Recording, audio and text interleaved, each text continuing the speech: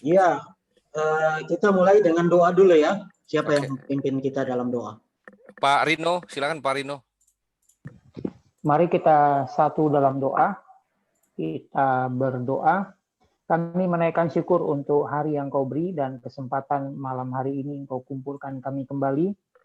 Kami berdoa untuk acara ini berjalan dengan baik. Internet yang kami gunakan semua berjalan dengan baik. Gadget yang kami pakai, semua perangkat yang menunjang, semua bekerja dengan baik. Dan kami bisa menerima semua pemaparan ini akan kami terima dengan baik. Roh Kudus menolong kami semua, Engkau memberikan kemampuan, kesehatan, dan hikmat kepada Bung Deki.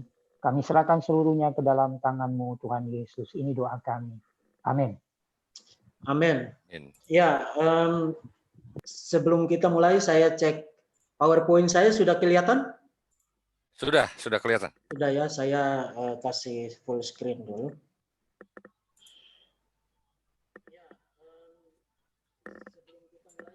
Oke, sebentar. Selamat malam Bapak Ibu yang terkasih dalam Tuhan Yesus Kristus. Kita jumpa lagi dalam materi lanjutan tentang doktrin Tritunggal. Dan malam ini kita akan membahas secara khusus mengenai relevansi dari doktrin Tritunggal dalam kehidupan kita sebagai orang Kristen. Nah, nanti saya akan menjelaskan kenapa topik ini sangat penting untuk kita bahas dalam kaitan dengan pemahaman kita mengenai doktrin yang sangat penting ini, doktrin Trinitas. Tapi kalau Bapak Ibu perhatikan screen PowerPoint saya, Bapak Ibu melihat di screen itu ada tulisan warna merah. Di bagian atas itu ekstra penggunaan bentuk plural dalam Perjanjian Lama. Nah, malam ini saya ingin memakai sekitar 10-15 menit untuk memberikan argumen suplemen, argumen tambahan terkait dengan dasar biblikal untuk doktrin Tritunggal dari Perjanjian Lama, karena saya belum sempat cover itu di dalam materi saya, baik ketika saya live bersama Tanpa Ragi maupun di dalam kuliah 3 jam pada minggu lalu. Sudah 3 jam memberikan kuliah pun belum bisa tercover semua. Jadi malam ini saya ingin memakai sedikit waktu untuk memperlihatkan kepada saudara-saudara bahwa kita memiliki dasar yang sangat sulit percayai bahwa doktrin Tritunggal merupakan ajaran Alkitab yang bukan hanya harus diterima sebagai kebenaran, tetapi barang siapa yang menolak pengajaran ini, dia telah memastikan dirinya ditolak oleh Tuhan dan memastikan dirinya menuju kepada kebinasaan. Jadi melalui materi-materi kuliah ini, saya bukan hanya ingin supaya saudara solid di dalam pengetahuan saudara akan dasar-dasar iman Kristen, khususnya doktrin Tritunggal atau doktrin Trinitas. Tapi saya juga ingin supaya Pak Diki, ya, di YouTube masih mute katanya. masih mute ya. Oke, sebentar. Saya padahal sudah kuat. Sudah bagus.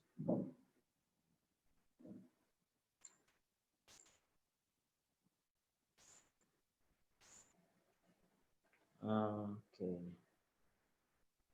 Share.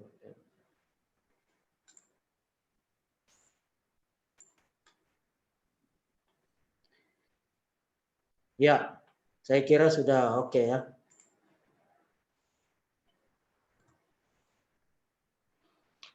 Ya, jadi saya akan menggunakan waktu 10-15 menit atau 20 menit untuk memberikan argumen ekstra mengenai penggunaan bentuk plural di dalam Perjanjian Lama. Kemudian saya akan membahas tentang relevansi dari doktrin Tritunggal.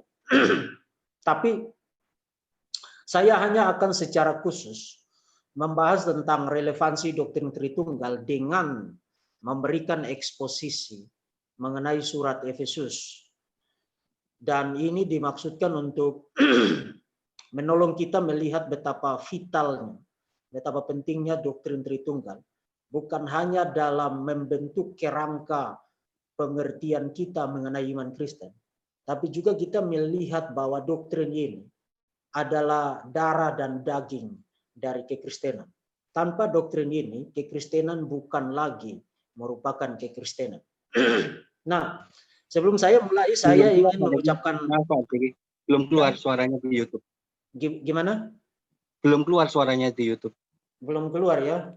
Ya, Iya. suaranya masih mute, masih silent. Oh, saya mesti unmute dulu. Ini saya, oke. Saya kira sudah oke. Bisa dicek, saudara-saudara? Sudah, saya sudah unmute. Nah, sebelum saya mulai, saya ingin mengucapkan terima kasih kepada tim Verbum Veritatis yang bekerja sama dengan tim Iman Rasuli ya, komunitas Iman Rasuli yang komunitas Iman Rasuli yang bekerja keras untuk acara ini bisa terlaksana. Bagi saudara-saudara yang belum join dengan grup komunitas Iman Rasuli, silakan join melalui grup Telegram supaya saudara dapat informasi terkini terkait dengan pelaksanaan acara-acara yang diadakan dalam kerjasama dengan Verbum Veritatis. Nah, sorry saya lagi kurang sehat jadi agak batuk-batuk dan pilek. Saya dalam materi minggu lalu sudah perlihatkan bahwa doktrin Tritunggal itu diserang pada tiga area yang sangat signifikan. Yang pertama, orang mempertanyakan atau bahkan menolak bahwa doktrin Tritunggal memiliki dasar biblikal yang solid. Apakah doktrin Trinitas itu Alkitabiah? Jadi serangan itu ditujukan kepada biblical foundation-nya, dasar Alkitabiahnya. Dan mereka semata-mata menyatakan bahwa doktrin itu bukan hanya istilahnya yang tidak ada di dalam Alkitab, tapi even Alkitab tidak memberikan dasar apapun untuk orang mempercayai doktrin ini. Nah, mengenai isu ini saya telah mengalokasikan banyak sekali waktu. Minggu lalu itu kita menggunakan 3 jam untuk membahas tentang dasar Alkitab, Perjanjian Lama, Perjanjian Baru, termasuk juga melihat bahwa ide mengenai pluralitas pribadi ilahi itu bukan hanya ada di dalam kekristenan, tapi juga ada di dalam Yudaisme Second Temple, Yudaisme Bait Suci Kedua. Nah, saudara-saudara yang belum mengikuti materi itu, saya persilakan nanti untuk menonton rekamannya di channel saya. Jadi, serangan terhadap dasar Alkitabiah dari doktrin ini adalah sebuah serangan yang invalid, yang tidak valid, dan dapat dengan sangat gampang dijawab. Kemudian yang kedua, serangan pada aspek intelligibility-nya atau aspek kemasuk akalan.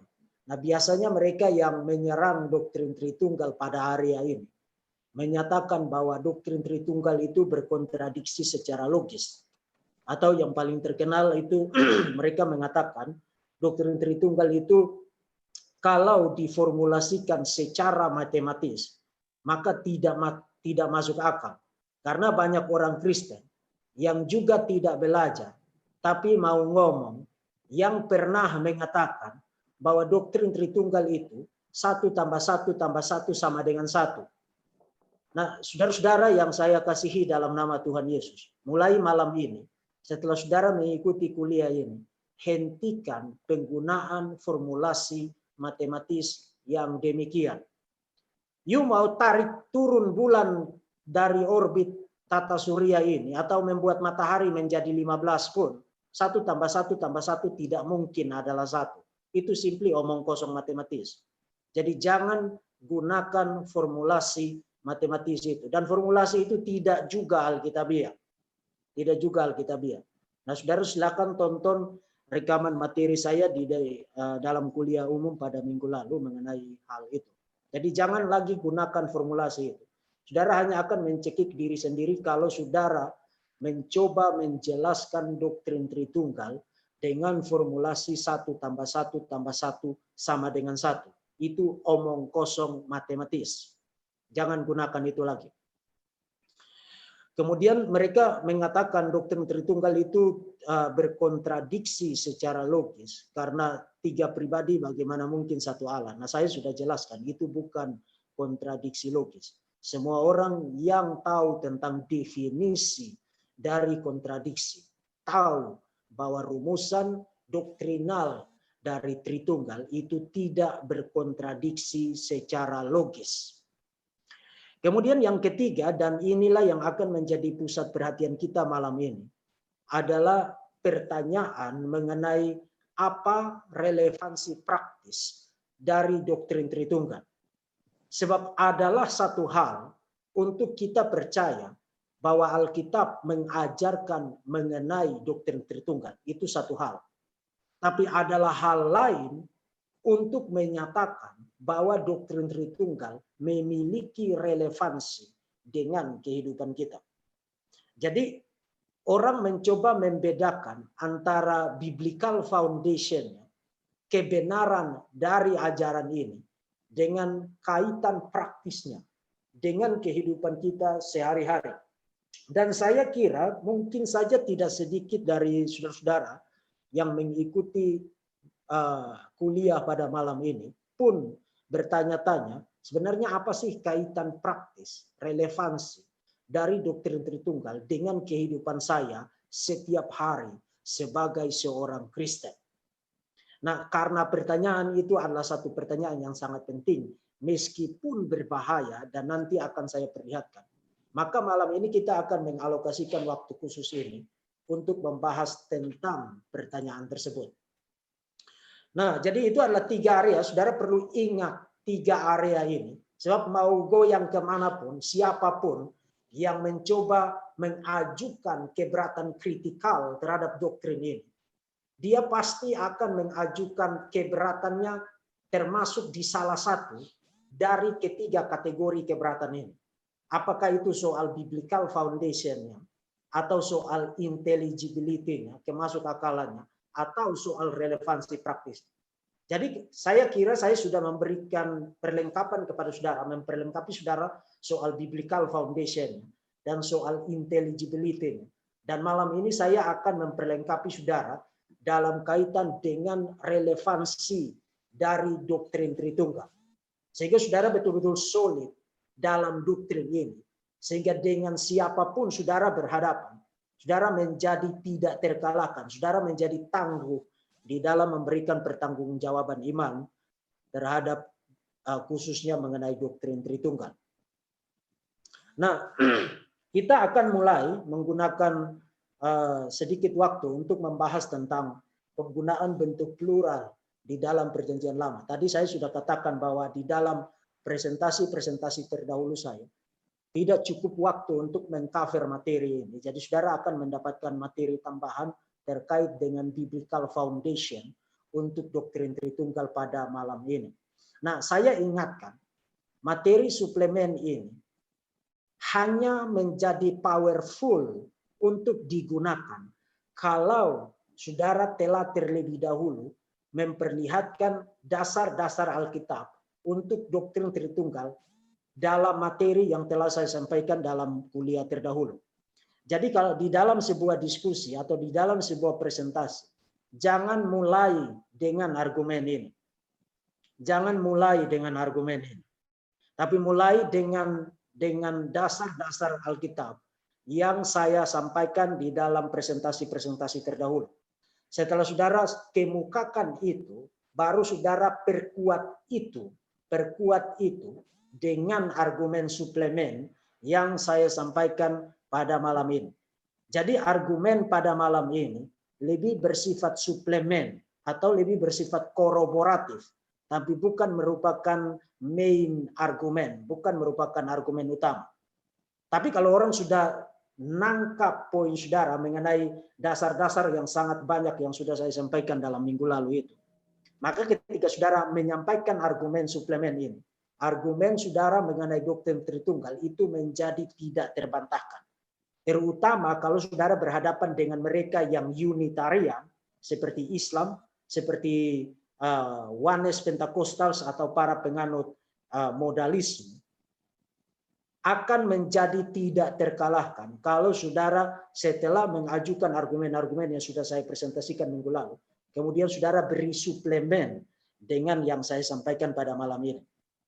Jadi sekarang kita andaikan saja kita sedang berhadapan dengan mereka yang Unitarian. Nah, saya sudah jelaskan Unitarian itu apa.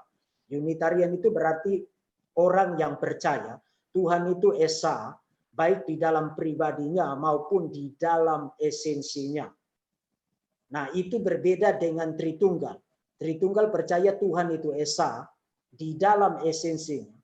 Tapi esensi yang satu itu dimiliki secara setara oleh tiga pribadi yang berbeda. Itulah sebabnya kita menyebut doktrin itu doktrin Trinitas atau Tritunggal. Nah, kita mulai dengan penggunaan kata kita di dalam Perjanjian Lama. Penggunaan kata kita dalam kaitan dengan Allah itu muncul 4 kali di dalam Perjanjian Lama. Yang pertama itu muncul di dalam Kejadian pasal 1 ayat 26. Nanti setelah saya jelaskan semua kemunculan dari kata ini di dalam Perjanjian Lama, baru saya akan menjelaskan konsep bagaimana kita memahami kemunculan kata kita di sini. Nah, berfirmanlah Allah, baiklah kita menjadikan manusia menurut gambar. Nah, di dalam, kalau saudara baca di dalam terjemahan bahasa Indonesia, kata gambar di situ tidak mengandung kata kita. Tapi nanti saya akan perlihatkan bahwa di dalam bahasa aslinya, di dalam bahasa Ibrani, seharusnya diterjemahkan gambar kita dan rupa kita. Itu seharusnya. Dan saudara silakan perhatikan datanya ada di screen sekarang. Baiklah kita menjadikan, nah ase itu adalah kata kerja berbentuk kal imperfect, orang pertama jamak. Jadi 1J di screen itu bukan 1 jam, tapi orang pertama jamak. Nah, sebelum saya lanjutkan, supaya nanti saya tidak jelaskan lagi. Di dalam bahasa Ibrani maupun di dalam bahasa Yunani, kata kerja itu sendiri sudah mengandung unsur pelaku di dalam. Jadi kita sudah bisa tahu dari sebuah kata kerja yang melakukan itu siapa. Apakah orang pertama tunggal, kedua tunggal, ketiga tunggal, atau pertama jamak, kedua jamak, ketiga jamak. Jadi kita sudah bisa tahu tentang pelaku dari kata kerja yang muncul di dalam sebuah klausa, sebuah frasa, atau sebuah kalimat. Itu di dalam bahasa Ibrani dan di dalam bahasa Yunani. Nah, saudara perlu ingat itu. Karena poin itu akan menjadi sangat penting untuk penjelasan saya selanjutnya. Jadi kata kerja naase itu berbentuk orang pertama jamak yang seharusnya diterjemahkan kita menjadikan. Seperti yang saudara baca di dalam terjemahan Indonesia Baru.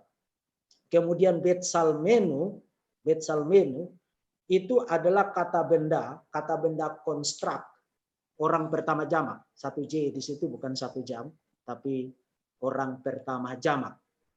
Dalam gambar kita. Nah, kalau saudara baca di dalam terjemahan bahasa Indonesia, kata gambar itu tidak mengandung kata kita di situ.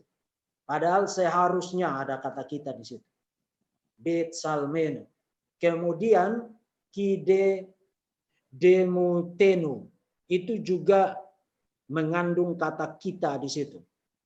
Jadi mestinya diterjemahkan baiklah kita menjadikan manusia menurut gambar kita dan rupa kita, in our likeness.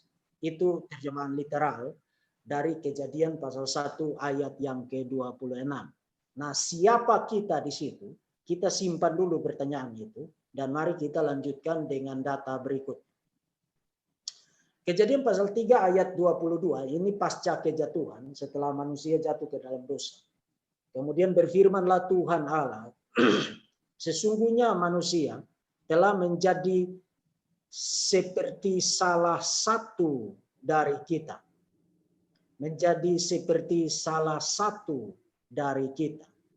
Dan kata bahasa Ibrani yang digunakan di situ adalah ke ahad mimenu, ke ahad mimenu, one of us, menjadi salah satu dari kita.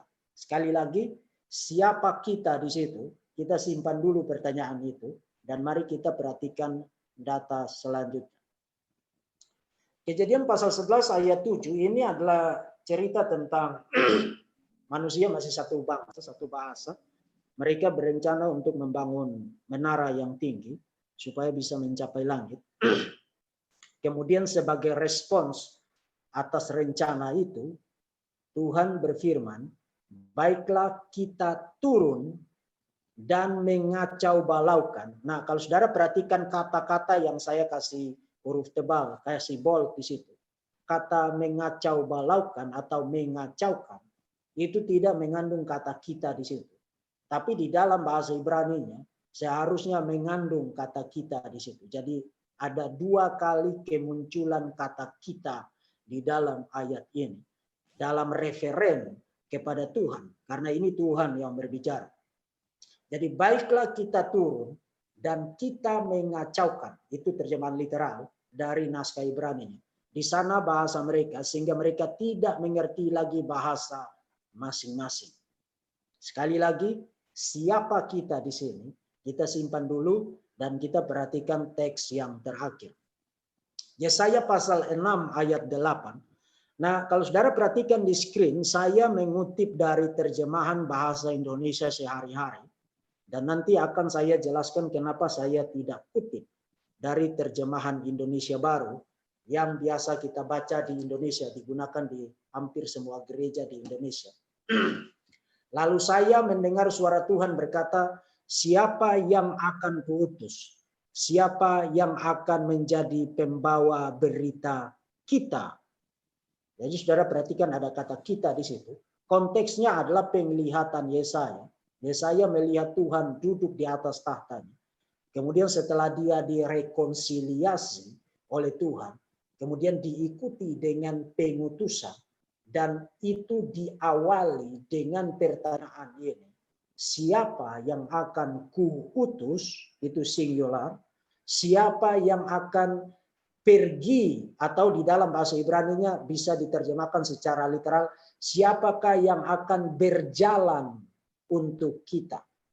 Nah, kenapa saya kutip dari versi terjemahan bahasa Indonesia sehari-hari? Karena di dalam terjemahan Indonesia Baru, Yesaya pasal 6 ayat 8, itu diterjemahkan dengan tunggal. Siapakah yang akan kuutus dan siapakah yang akan pergi untuk aku? Itu terjemahan yang salah. Nah, saya tidak tahu kenapa mereka terjemahkan orang pertama jamak di situ dengan orang pertama tunggal. Tapi itu terjemahan yang salah. Dan saya sudah perlihatkan juga ini bukan satu-satunya kesalahan terjemahan yang dilakukan oleh LAI Indonesia Baru terhadap teks-teks Alkitab. Tapi even Yesaya 63 pun salah diterjemahkan. Itu diterjemahkan dengan completely berkontradiksi dengan narasi penebusan di dalam Perjanjian Lama, seperti yang sudah saya jelaskan di dalam presentasi materi saya minggu lalu. Bukan hanya itu juga, tapi Wahyu pasal 22 ayat 1 dan ayat 3, waktu menerjemahkan tentang tahta Tuhan di situ, itu diterjemahkan dengan kesan ada 2 tahta, tahta Allah dan tahta anak domba. Itu terjemahan yang salah. Karena kata bahasa asli itu kata yang tunggal. Tronos, tunggal. Bukan tronoi. Kalau tronoi itu baru jamak. Tapi tronos, satu tahta. Dan itu dikaitkan dengan Bapa dan dengan anak. Dan itu menimbulkan kebingungan. Sehingga bahkan di dalam kesempatan terdahulu saya sempat berdiskusi dengan Pak Rudi Yohanes atau sang debaters tentang isu itu. Karena orang membaca terjemahan yang salah dikerjakan oleh LAI Indonesia Baru. Jadi saya kira sudah saatnya LAI dengan adanya kekacauan doktrinal sekarang akibat orang membaca terjemahan, LAI sudah harus membentuk tim, membentuk komite untuk melakukan revisi terjemahan terhadap Indonesia terjemahan baru yang sekarang dipakai secara luas di Indonesia. Karena teks-teks yang signifikan terkait dengan doktrin-doktrin inti kekristenan itu diterjemahkan secara salah. Ya, diterjemahkan secara salah. Jadi saya berharap supaya kalau ada saudara-saudara orang-orang LAI yang menonton presentasi ini, silakan uji materi saya, silakan. Silakan uji materi saya, eksegesis saya terhadap Yesaya pasal 63, terhadap Yesaya pasal 6 ayat 8, terhadap Wahyu pasal 1, pasal 22, ayat 1 dan ayat 3, termasuk sejumlah teks yang lain dan saya bisa perlihatkan. Silakan uji materi saya dengan melihat kepada bahasa aslinya, bahasa Ibrani-nya maupun bahasa Yunani. Dan apakah yang saya sampaikan itu benar atau tidak. Kalau kesalahan terjemahan itu tidak terkait dengan doktrin, itu mungkin kita masih bisa mengerti. Kita masih bisa mengerti. Tapi teks-teks yang signifikan seperti Yesaya pasal 63, itu salah satu teks yang sangat powerful untuk doktrin Tritunggal di dalam. Kemudian Wahyu pasal 22, itu teks-teks yang sangat signifikan untuk orang membangun ajaran mengenai imannya, dan itu salah diterjemahkan. Tidak semua orang itu punya kemampuan bahasa asli. Nah, sebelum lanjutkan, saya ingin kasih komentar begini. Tidak apa-apa saudara membaca terjemahan. Jangan terintimidasi dengan propaganda murahan dari para apologet muslim yang mencoba membuatmu menjadi minder dengan menyebut kamu kaum terjemahan. Jangan terintimidasi dengan itu. Karena Alkitab firman Tuhan dimaksudkan untuk dibaca dan dimengerti di dalam bahasa kita masing-masing. Hanya saja kita harus ingat bahwa kualitas, properti, dan kekayaan bahasa yang satu dengan bahasa yang lain itu sangat berbeda. Sangat berbeda. Semua orang yang pernah terlibat di dalam penerjemahan naskah tahu bahwa menerjemahkan satu teks di dalam bahasa yang lain ke dalam bahasa yang lain, itu dia akan mengalami kesulitan. Karena kandungan kekayaan properti linguistik dari satu bahasa dengan bahasa yang lain itu sangat berbeda. Sangat berbeda. Apalagi kita bahasa Indonesia yang tata bahasanya tidak terlalu kaya seperti atau dibandingkan dengan tata bahasa Yunani dan tata bahasa Ibrani. Jadi itu bisa dimengerti. Tapi itu bukan excuse untuk melakukan kesalahan terjemahan. Itu bukan excuse. Nah, jadi jangan terintimidasi. Orang menyebut kamu kaum terjemahan. Yang kita baca di sini kita yakin dan percaya ini adalah firman Tuhan. Tapi demi akurasi kita memang harus memiliki pengetahuan bahasa asli.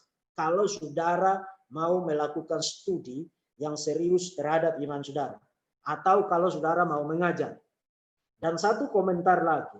Jangan percaya kepada siapapun. Kepada mereka yang mau mengajar tapi tidak mau belajar. Yang mengatakan kepada kamu, oh yang penting hati saya tulus. Yang penting saya punya kasih, yang penting saya punya kesungguhan melayani, ya. Kesungguhan, ketulusan, dan kasih bukan merupakan pengganti dari studi untuk saudara menjadi seorang pengajar atau seorang pengkhotbah. Kalau saudara tidak mau belajar, tidak mau menempuh studi yang serius, mengalokasikan waktu untuk belajar, jangan pernah menjadi lancang untuk mengajar. Karena kalau saudara salah mengajar, yang dipertaruhkan adalah nasib kekekalan orang banyak. Itu sebenarnya saudara-saudara yang Kristen, tanpa bermaksud merampas kegembiraan siapapun. Tapi dengarkan nasihat ini baik-baik. Karena saya tidak punya keuntungan apapun untuk mengatakan nasihat ini kepada saudara. Jangan membuka telinga kepada orang yang tidak studi dan tidak mau belajar, tapi mau mengajar. Jangan. Karena yang saudara pertaruhkan adalah nasib kekekalan saudara. Nah, sekarang kita kembali kepada isu mengenai kita di dalam perjanjian lama. Siapakah kita? Di dalam Kejadian pasal 1, Kejadian pasal 3, Kejadian pasal 11, kemudian Yesaya pasal 6 ayat yang ke-8. Umumnya ada dua posisi utama terkait dengan siapa kita di dalam perjanjian lama. Yang pertama adalah pandangan bahwa kita di sini adalah Tuhan berbicara kepada divine council, sidang ilahi. Dan itu ada juga di dalam tradisi, sejumlah tradisi rabini yang menafsirkan Kejadian pasal 1 dalam pengertian Tuhan berbicara kepada para malaikat. Itu ada di dalam tradisi rabini.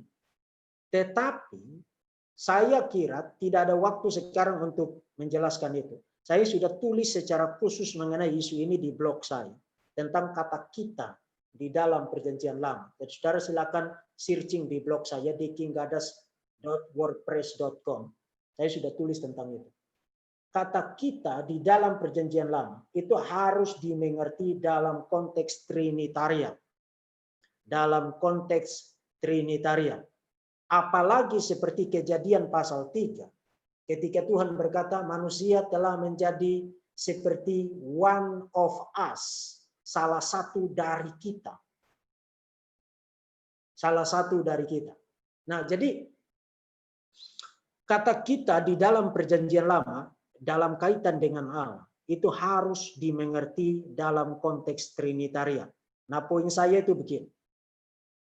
Kalau saudara seorang Oneness Pentakostas atau saudara seorang penganut Unitarian, bagaimana saudara bisa menyelamatkan teologi Oneness, teologi Unitarian ketika berhadapan dengan pluralitas semacam ini, penggunaan bentuk plural semacam ini?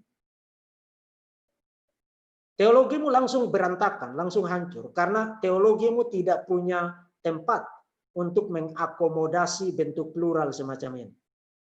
Dan itulah kesulitan dari doktrin Tritunggal. Para penganut Tritunggal atau Trinitarian tidak ada masalah ketika berhadapan misalnya dengan Yesaya pasal 44 ayat 24. Aku menciptakan langit dan bumi seorang diri. Itu tidak ada masalah karena kita percaya Tuhan itu Esa kok.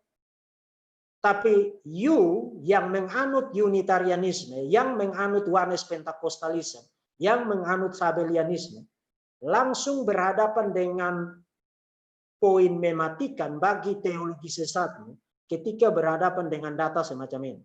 Karena teologimu tidak mengizinkan adanya data semacam ini. Sebagai seorang Trinitarian, saya expect ketemu penggunaan plural semacam ini. Tapi sebagai seorang Unitarian, you tidak expect ketemu bentuk plural semacam ini. Saudara ngerti maksud saya? Nah, sekarang kita lanjutkan. Bukan hanya ada penggunaan kata kita dalam kaitan dengan Allah, tapi juga penggunaan kata mereka dalam kaitan dengan Allah yang subjeknya adalah Elohim dan subjeknya adalah Allah. Saya tunjukkan 3 teks dari Perjanjian Lama. Kejadian pasal 20 ayat 13. Ketika Allah, saya kasih tanda kurung kurawal, itu tambahan dari saya. Nanti saya akan perlihatkan kenapa saya tambahkan itu. Ketika Allah menyuruh aku mengembara keluar dari rumah ayahku, berkatalah aku kepada istriku, tunjukkanlah kasihmu kepadaku, yakni katakanlah tentang aku di tiap tempat di mana kita tiba. Iya, saudaraku. Nah, ini konteksnya adalah Abraham ada di tanah Negeb, kemudian Sarah istrinya itu diambil oleh Raja Abimelek karena Sarah itu cantik.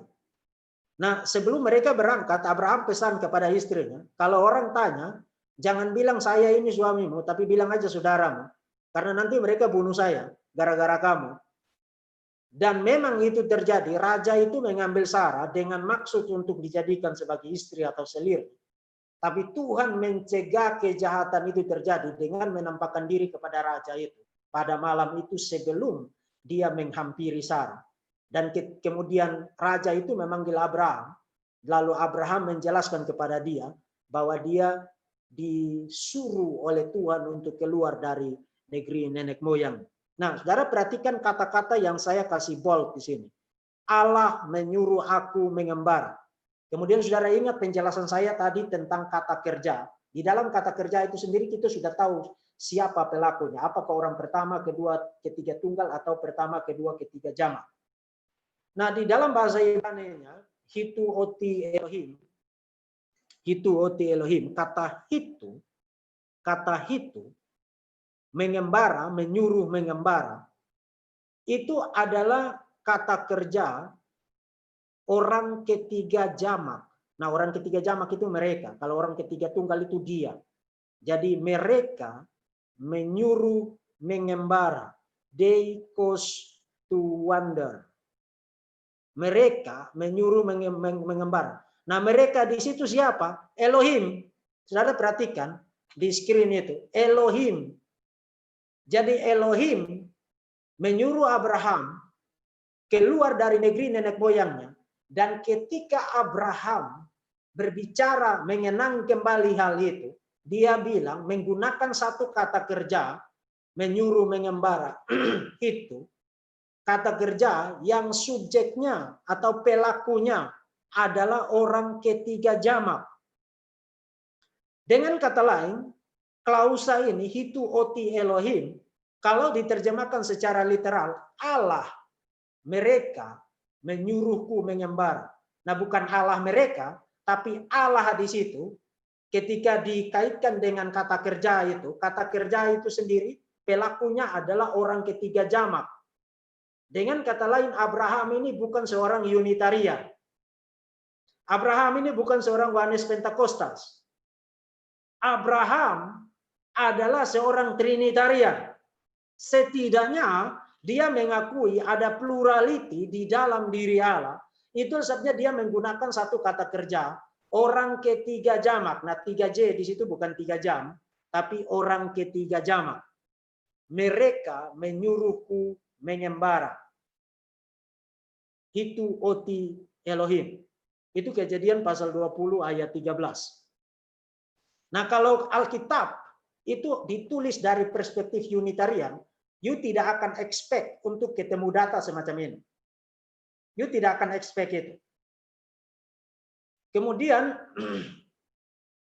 Kejadian pasal 35 ayat 1 dan ayat 7. Ini adalah cerita tentang Yakub. Allah berfirman kepada Yakub, saya minum.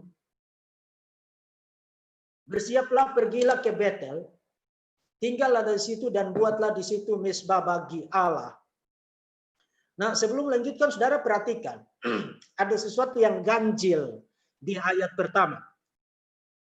Allah berfirman kepada Yakub, buatlah di situ mezbah bagi Allah. Jadi Allah berfirman kepada Yakub, buat mezbah bagi Allah. Kenapa dia tidak bilang, buat mezbah bagi aku? Tapi dia menggunakan ekspresi orang ketiga, bagi Allah. Nah, in case kalau saudara bertanya-tanya kenapa itu menjadi ganjil, saudara perhatikan ayat ke-7, ini masih konteks yang sama. Ini Yakub taat kepada perintah ini. Didirikannya mezbah di situ dan dinamainya tempat itu El Bet-El karena Allah telah menyatakan diri kepadanya di situ. Nah, saudara perhatikan.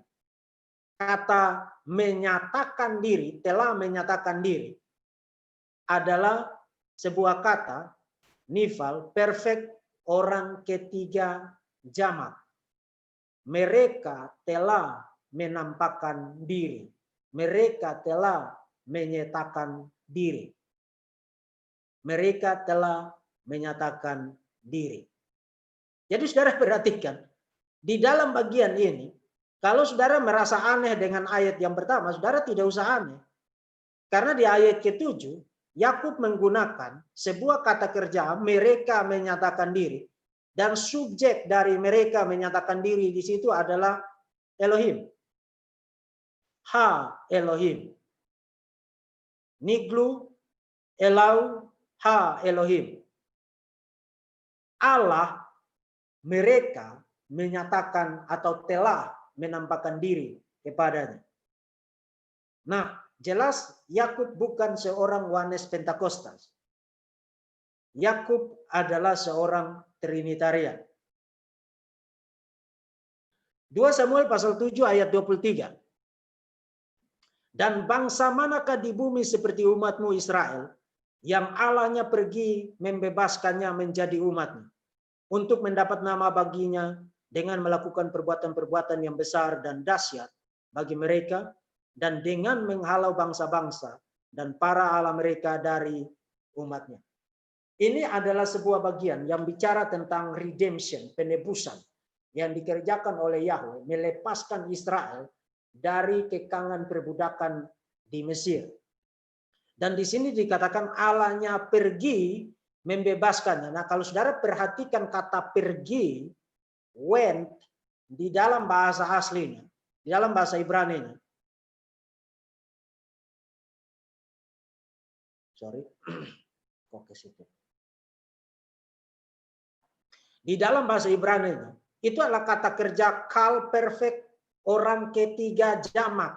Mereka pergi.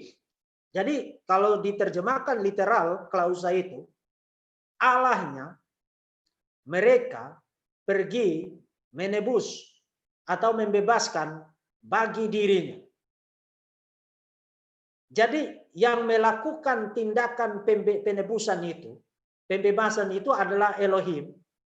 Dan ketika Samuel menggambarkan Elohim melakukan tindakan penebusan itu, Samuel bilang mereka pergi menebus bagi dirinya sebuah umat. Artinya menebus Israel untuk dijadikan umat Allah. Jelas Samuel bukan seorang Unitarian, bukan seorang Oneness Pentakostal. Samuel adalah seorang Trinitarian. Dan saya bahkan sudah perlihatkan di dalam presentasi terdahulu, Samuel bahkan mengalami teofani dari Dafar Yahweh. Dafar Yahweh datang memanggil Samuel untuk menjadi pelayan Tuhan. Bukan hanya itu, tapi juga Alkitab Perjanjian Lama menggunakan bentuk-bentuk jamak yang tidak mungkin digunakan kalau Perjanjian Lama itu ditulis dari perspektif teologi Unitarian. Tidak mungkin. Karena ketika bicara tentang Yahweh, Pengkhotbah pasal 12 ayat 1, ingatlah akan penciptamu, itu tidak muncul di dalam terjemahan Indonesia Baru, muncul dalam bentuk tunggal, ingatlah akan penciptamu pada masa mudamu. Padahal di dalam bahasa aslinya, saudara perhatikan yang huruf merah di bawah screen itu. Di dalam bahasa aslinya itu adalah kal participle jamak. Jadi mestinya diterjemahkan creators, pencipta-pencipta. Nah, coba kasih tahu saya, kalau saudara seorang Oneness Pentakostal, saudara seorang Unitarian, bagaimana teologimu tidak dihancurkan dengan penggunaan bentuk jamak semacam ini? Teologimu sudah tidak laku lagi ketika berhadapan dengan penggunaan bentuk jamak semacam ini. Itulah sebabnya kembalilah kepada ajaran yang sehat. Jangan membawa dirimu ke dalam kebinasaan dengan mempercayai ajaran sesat. Karena Perjanjian Lama bahkan tidak ada masalah bicara tentang creators, para pencipta atau pencipta-pencipta. Dan seorang Trinitarian tidak ada masalah dengan ekspresi itu. Karena kita percaya Tuhan itu Esa, Tuhan yang Esa itu berkeberadaan dalam 3 pribadi yang berbeda. Jadi kalau dia menggunakan ekspresi jamak, kita tidak merasa bahwa kita adalah politeis. Kita tidak merasa bahwa kita telah meninggalkan monoteisme. Tapi seorang penganut Unitarian harus tidak menemukan ekspresi jamak semacam ini. Harus. Sebab Unitarianisme, Oneness Pentakostalisme, Sabelianisme, modalisme tidak mengakomodasi bentuk plural semacam ini. Satu lagi. Mazmur pasal yang ke-49 ayat 2. 149 ayat 2. Biarlah Israel bersukacita atas yang menjadikannya. Sebenarnya yang menjadikan yang saya kasih bold di situ. Itu di dalam bahasa Ibrani-nya adalah kal participle jamak dari makers. Pembuat-pembuat atau pencipta-penciptanya. Nah, kasih tahu saya kalau saudara seorang Oneness, seorang Unitarian, seorang Sabelian, modalis, bagaimana teologimu tidak hancur ketemu dengan yang begini? Ketemu dengan yang begini. Karena pemazmur tidak ada masalah bicara tentang makers, pembuat-pembuat. Dan ini bicara tentang Yahweh loh ini. Karena dia sedang mengajak, biarlah Israel bersukacita atas makersnya, hair makers. Biarlah Bani Sion bersorak-sorak atas raja mereka. Ini pemazmur. Jadi pemazmur pun bukan penganut Yohanes Pentakostal, bukan penganut Unitarian, bukan penganut modalisme, bukan penganut Sabelianisme. Pemazmur pun adalah Trinitarian. Yesaya 54, penulis yang sama, yang darinya para penganut Yohanes Pentakostal mencomot Yesaya pasal 44 ayat 24 untuk bersorak-sorak atas kesesatan mereka. Karena Tuhan bilang, aku menciptakan langit dan bumi seorang diri. Tapi penulis yang sama, Yesaya yang sama, bicara tentang Yahweh dengan ekspresi metaforik, husbands. Ini bicara kaitan Yahweh dengan Israel. Dan itu sebabnya di dalam perjanjian baru, umat Tuhan itu disebut sebagai pengantin Kristus. Kita dapatkan metafora itu bukan tiba-tiba muncul di dalam perjanjian baru. Itu sudah muncul di dalam perjanjian lama. Nah, kalau saudara yang bukan Kristen, yang otakmu hanya isi dengan selangkangan, maka kamu akan berpikir jorok tentang ini. Tuhan kok disebut suami? Tapi di dalam Alkitab, itu adalah satu metafora yang menggambarkan relasi yang intim dan harmonis antara pencipta Yahweh dengan umat. Dan Yahweh disebut sebagai your husbands. Bukan husband, tapi husbands. Suami-suami. Dan kata yang saya kasih bold situ, yang menjadikan, itu adalah kata yang dalam bahasa Inggrisnya kalau diterjemahkan makers. Makers. Pembuat-pembuat, pencipta-pencipta. Nah, sekali lagi kasih tahu saya, Joshua Teu dan kawan-kawan dan para penganut ajaran sesat Yohanes Pentakostalisme, modalisme, Sabelianisme, yang petantang-petenteng ke sana ke sini sok ngerti Alkitab. Kasih tahu saya bagaimana teologi Yohanes Pentakostalisme bisa diselamatkan berhadapan dengan Yahweh yang disebut dengan bentuk plural husbands dan makers. Bagaimana? Tidak bisa. Tinggalkan ajaran sesat itu dan kembali kepada ajaran yang sehat supaya saudara diselamatkan. Kalau tidak, saudara pasti akan masuk ke dalam neraka. Saudara pasti akan masuk ke dalam neraka. Pasti. Dan nanti saya akan perlihatkan. Nah, jadi sampai di sini penggunaan bentuk-bentuk jamak ini, kita, mereka, makers, creators, husbands, itu hanya bisa diakomodasi koheren di dalam teologi Trinitarian. Hanya bisa koheren di situ. Hanya bisa koheren diakomodasi di dalam teologi Trinitarian tanpa saudara jatuh ke dalam politeisme. Tapi penggunaan bentuk jamak semacam ini adalah sesuatu yang mematikan ajaran sesat bernama Yohanes Pentakostalisme yang coba dijual oleh Joshua Teu dan kawan-kawannya.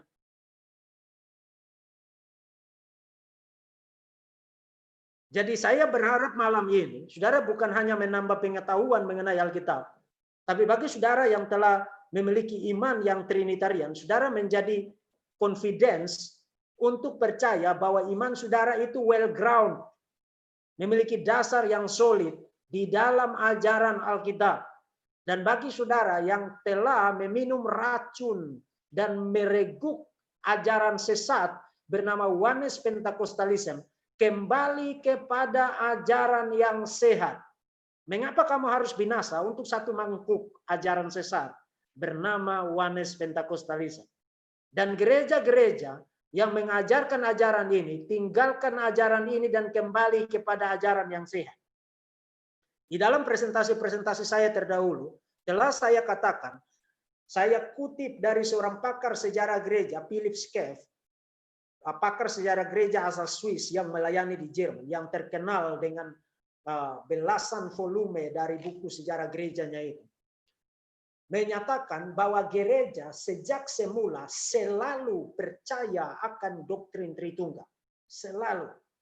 Dan kalau saudara membaca bapak-bapak gereja, mereka mempertahankan ajaran ini karena kalau kutip dari Athanasius, kami dipaksa oleh kitab suci untuk percaya akan doktrin ini.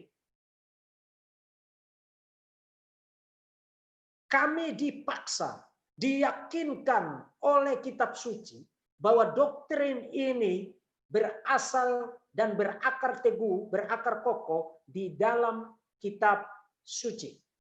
Di dalam kitab suci. Dan itulah sebabnya doktrin ini merupakan doktrin yang Katolik doktrin. Kalau menggunakan istilah dari Tertullianus, atau Tertullianus juga menyebutnya dengan istilah lain, Catholic Rule of Faith, aturan iman yang yang umum, yang Katolik. Dan ajaran ini pula yang membedakan saudara dengan yang non-Kristen. Yang non-Kristen. Oke, sekarang kita akan melihat beberapa kutipan dari orang-orang yang sangat terkenal di dalam sejarah gereja, termasuk sejumlah orang yang mencoba mencari sensasi di dunia maya, di Indonesia, dengan petentang-petenteng menyatakan bahwa doktrin Tritunggal itu sudah tidak relevan di abad yang ke-21. Batang hidungmu yang tidak relevan, tapi jangan bilang bahwa doktrin Tritunggal itu tidak relevan. Kamu insulting Tuhan, baik. Dan setiap kata-katamu mengenai Tuhan itu akan diminta pertanggungjawaban oleh Tuhan. Nah, mari kita lihat beberapa kutipan dari orang-orang terkenal, termasuk juga beberapa orang yang mencoba menggunakan internet di Indonesia untuk mempengaruhi publik, meneguk racun ajaran sesat bernama Oneness Pentecostalism. Ini adalah kutipan dari Immanuel Kant. Semua yang belajar teologi, belajar filsafat tahu tentang Immanuel Kant, filsuf asal Jerman. Tokoh penting dalam gerakan yang disebut dengan gerakan pencerahan pada abad ke-18, sebenarnya sudah muncul pada abad ke-17. Dan Immanuel Kant terkenal dengan dua kategorinya yang saya juga pernah kutip, tentang kategori noumena dan fenomena. Nah, sebelum saya baca kutipan ini, fenomena dan noumena itu satu kategori yang sangat penting. Hari ini orang lebih memperhatikan, dan sebenarnya bukan hanya baru hari ini, tapi di dalam banyak kesempatan orang lebih memperhatikan tampilan luar, tapi tidak memberi perhatian terhadap isinya. Tidak memberi perhatian terhadap isinya, jadi dia sibuk membangun image, membangun apa yang tampak bagus di luar, meskipun dia tidak punya substansi yang solid. Nah, Immanuel Kant mengingatkan kita bahwa yang paling penting itu isinya. Yang paling penting itu substansinya, core-nya, bukan tampilan. Dan saya ingat, saya pernah berdiskusi dengan seseorang mengenai materi-materi saya di YouTube. Dan saya mengatakan kepada dia, kalau dilihat dari segi performance, dari segi lighting, pencahayaan, dari segi editing, video-video saya itu poor quality-nya kalau dari aspek itu. Tapi kalau bicara tentang isi, bicara tentang substansi, bicara tentang core pengajaran yang saya sampaikan, yang saudara dapatkan di sini belum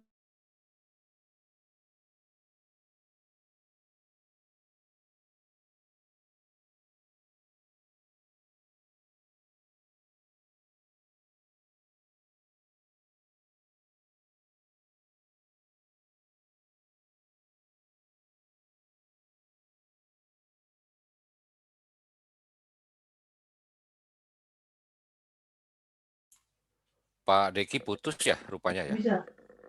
Iya, kayaknya ya. Hah? Ya, putus-putus. Nggak Putus. bisa.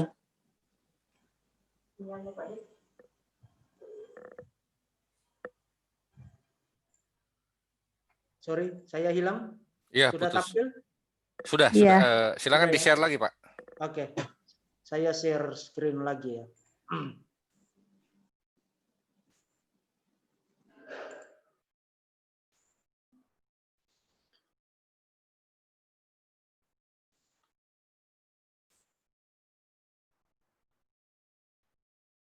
Oke.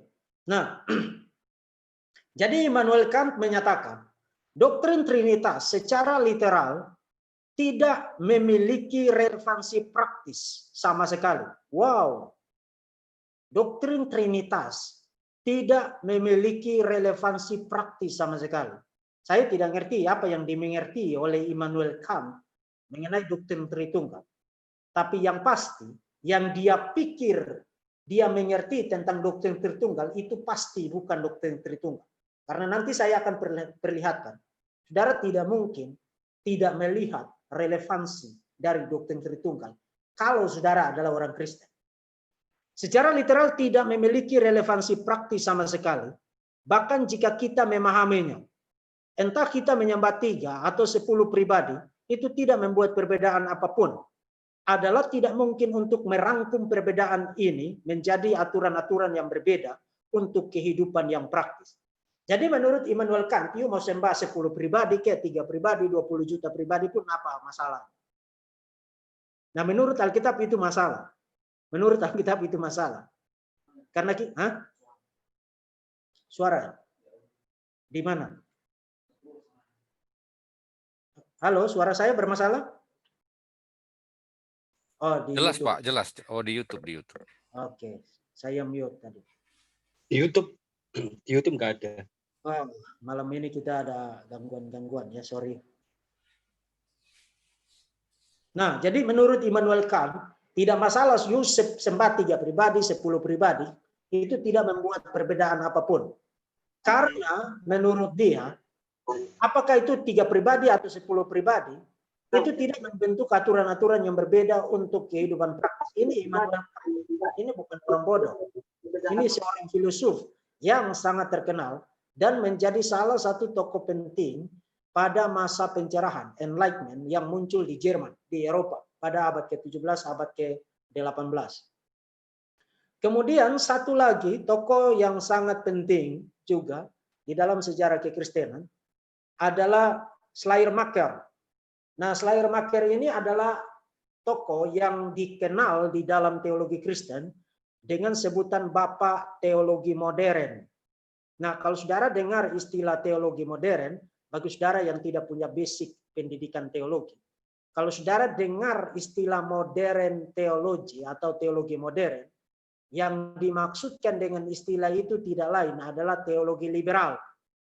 Jadi liberal teologi, istilah lainnya adalah modern teologi, teologi modern. Nah, teologi modern atau teologi liberal itu apa? Sederhananya, teologi liberal, teologi modern itu tidak percaya akan hal-hal yang supernatural. Jadi kalau saudara baca, Alkitab bicara tentang mujizat, menurut mereka itu bisa dijelaskan secara alamiah. Bahkan mereka bisa menyatakan itu adalah mitos. Itu adalah dongeng. Jadi presuposisi anti supernatural. Nah, dari mana teologi modern, teologi liberal dapatkan itu? Dapatkan itu dari pencerahan yang muncul pada abad ke-17, abad ke-18. Dan pada abad ke-19 muncul apa yang disebut dengan studi historis kritis terhadap Alkitab. Muncul studi kritik bentuk, kritik redaksi, kritik tradisi, dan kritik sumber, dan lain sebagainya. Tools-tools kritikal itu digunakan untuk membeda Alkitab. Maka di dalam video-video terdahulu saya katakan kepada saudara, studi-studi paling kritis di dalam sejarah intelektualitas manusia itu lahir di dalam tubuh kekristenan dan digunakan untuk membeda Alkitab. Jadi kalau sampai sekarang Alkitab masih teguh kokoh berdiri, itu karena memang Alkitab adalah kebenaran. Sebab belum pernah satu kitab suci manapun, dan ini saya katakan literal loh, maka saudara jangan minder menjadi orang Kristen. Saudara minder karena saudara tidak belajar, dan hari ini puji Tuhan saudara ikut materi ini. Tidak pernah ada satu kitab suci manapun yang pernah ditaruh di atas meja bedah dan pisau bedah ilmiah paling kritikal di dalam sejarah intelektualitas manusia dipakai untuk membedahnya. Tidak pernah ada satu kitab suci manapun selain Alkitab. Selain Alkitab. Semua studi kritis, you name it, kritik redaksi, kritik bentuk, kritik tradisi, kritik sejarah, kritik sumber, semua itu dipakai untuk mengutak-atik, scrutinizing Alkitab, dan Alkitab sampai sekarang masih teguh kokoh berdiri. Hanya bisa demikian karena satu alasan, Alkitab adalah kebenaran. Maka sungguh patut bisa kasihani karena hanya satu jualan omong kosong di media yang mengiming-imingkan kamu dengan retorika-retorika manis, kemudian kamu meninggalkan imanmu dan meninggalkan kekristenan dan meninggalkan Kristus. Itu sungguh patut dikasihani. Bagi saudara yang malam ini ada di ruangan di dalam sesi ini dan sedang meragukan imanmu, saya katakan kepada saudara, dan saya mengatakan ini bukan sekadar supaya membuat telinga saudara enak dengar, tapi saya katakan ini berdasarkan hasil studi. Saya sudah 21 tahun belajar teologi. Jadi saya tidak mengatakan ini asal mangap sekarang. Studi-studi kritis, yang paling kritis di dalam sejarah intelektualitas manusia, itu dipakai untuk membeda Alkitab. Dan sampai sekarang kekristenan mampu menahan dan menjawab semua serangan paling hebat di dalam sejarah intelektualitas. Nah, Bapak teologi liberal, Bapak teologi modern, Friedrich Schleiermacher, asal Jerman, mengatakan begini, iman kita kepada, saudara lihat ini ngaku orang Kristen, tapi dia bisa ngomong begini. Artinya dia tidak ada masalah bersikap kritis terhadap Alkitab. Dan orang Kristen tidak menyuruh orang untuk pergi penggal batang lehernya. Iman kita kepada Kristus akan tetap sama jika kita tidak memiliki pengetahuan mengenai fakta transenden Trinitas. Dan bahkan jika fakta itu sendiri berbeda. Jadi dengan kata lain, entah Trinitas itu you tahu atau tidak, atau bahkan sebenarnya salah sekalipun, itu tidak ada kaitannya dengan kehidupan kita sama sekali. Tidak ada pengaruhnya terhadap iman Kristen. Nah, sama seperti Immanuel Kant, Schleiermacher bicara tentang Trinitas, tapi sebenarnya dia tidak mengerti apa-apa tentang Trinitas. Karena semua orang yang mengerti, tahu tentang Trinitas, dan melihat biblical foundationsnya yang solid di dalam Alkitab, tahu bahwa kekristenan runtuh atau berdiri di atas artikel of faith ini, di atas ajaran ini. Kekristenan bukan lagi adalah kekristenan kalau tidak Trinitarian. Itu sebabnya saya katakan kepada saudara, silakan gunakan sebutan apa saja bagi dirimu, tapi jangan sebut dirimu orang Kristen kalau you tidak beriman, tidak memiliki iman yang Trinitarian, tidak percaya akan doktrin Tritunggal. Silakan gunakan sebutan apa saja, tapi jangan sebut dirimu orang Kristen. Sebab kekristenan bukan lagi kekristenan kalau tidak Trinitarian. Meminjam istilah dari Herman Bavinck, teolog Belanda yang sangat terkenal itu, Tritunggal adalah the heartbeat, denyut jantung dari iman Kristen. Satu lagi, ini adalah seorang teolog Katolik yang sangat terkenal, Karl Rahner, juga asal Jerman. Dan dia mengatakan, di samping pengakuan iman ortodoks mereka mengenai Trinitas, orang-orang Kristen dalam kehidupan praktis mereka hampir semata-mata monoteis. Maksud dia dengan istilah monoteis di sini sinonim dengan Unitarian. Jadi menurut Karl Rahner, meskipun orang-orang Kristen itu secara confession of faith, pengakuan iman, mereka percaya Tritunggal, tapi pada kenyataan praktisnya mereka itu sebenarnya bersikap Unitarian.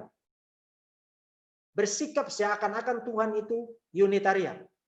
Nah, sampai di sini mungkin kita masih berkesimpulan bahwa Karl Rahner semata-mata mengemukakan pengamatan terhadap kondisi nyata, kondisi di lapangan, kondisi di dalam tubuh kekristenan. Tapi mari kita baca terus kutipan dari Karl Rahner. Kita harus bersedia, we must willing to admit, itu kata-kata dari Karl Rahner. Kita harus bersedia untuk mengakui bahwa kalau doktrin Trinitas dibuang, kalau doktrin Trinitas dibuang sebagai sebuah kesalahan, sebagian besar literatur agama akan tetap hampir tidak berubah. Dengan kata lain, kalaupun terbukti doktrin Tritunggal itu dibuktikan mutlak salah, kemudian dibuang dari kekristenan, itu tidak mengubah banyak hal di dalam tubuh kekristenan, di dalam sistem doktrinal dari kekristenan. Itu Karl Rahner. Karl Rahner. Nah, kenapa saya kutip dari Karl Rahner? Karena saudara harus ingat, meskipun berbeda dalam aspek-aspek tertentu, tapi doktrin Tritunggal itu diimani baik di dalam gereja Katolik maupun di dalam gereja Protestan. Diimani baik di dalam gereja Katolik maupun di dalam gereja Protestan. Jadi saudara jangan salah loh. Saya kutip dari Karl Rahner, tidak berarti bahwa gereja Katolik itu tidak percaya Tritunggal. Ini adalah orang-orang yang nyeleneh dari tradisi suci yang telah diturun alihkan di dalam sejarah, dan orang-orang banyak telah membayar itu dengan kepala, dengan nyawa mereka untuk mempertahankan ajaran yang sehat ini. Jadi orang-orang nyeleneh semacam ini mengatakan bahwa meskipun Trinitas itu salah, who cares, itu tidak ada pengaruhnya bagi kekristenan. Tidak ada pengaruhnya bagi kekristenan. Bukan hanya ini, mari kita baca lanjutan dari kutipan dari Karl Rahner. Orang dapat merasakan untuk kepentingan katekismus kepala dan hati, maksudnya untuk kepentingan pengajaran, bukan sesuatu yang dicetak. Gagasan kekristenan mengenai inkarnasi tidak berubah sama sekali jikapun tidak ada Trinitas. Dengan kata lain, orang tidak akan ada pengaruh mengenai doktrin Tuhan menjadi manusia, inkarnasi, meskipun Trinitas itu salah. What? Yesus berkali-kali bahwa dia datang diutus oleh Bapa. Dan setelah dia naik ke surga, dia minta kepada Bapa supaya dia dan Bapa mengutus seorang penolong yang lain, Roh Kudus. Jadi bagaimana bisa doktrin Trinitas kalau dibuang dari kekristenan tidak ada pengaruh untuk doktrin inkarnasi? Bagaimana bisa? Nah, saya tidak mengerti Tritunggal merek apa yang dipahami oleh Karl Rahner, tapi jelas itu bukan Tritunggal yang diajarkan oleh Alkitab. Dia sedang menyerang orang-orang Jerami di sini, menyerang strawman di sini. Sebab doktrin Tritunggal yang diajarkan Alkitab menentukan roboh atau tetap kokohnya kekristenan, menentukan kekristenan itu tetap berdiri kokoh atau tidak. Itu doktrin Tritunggal.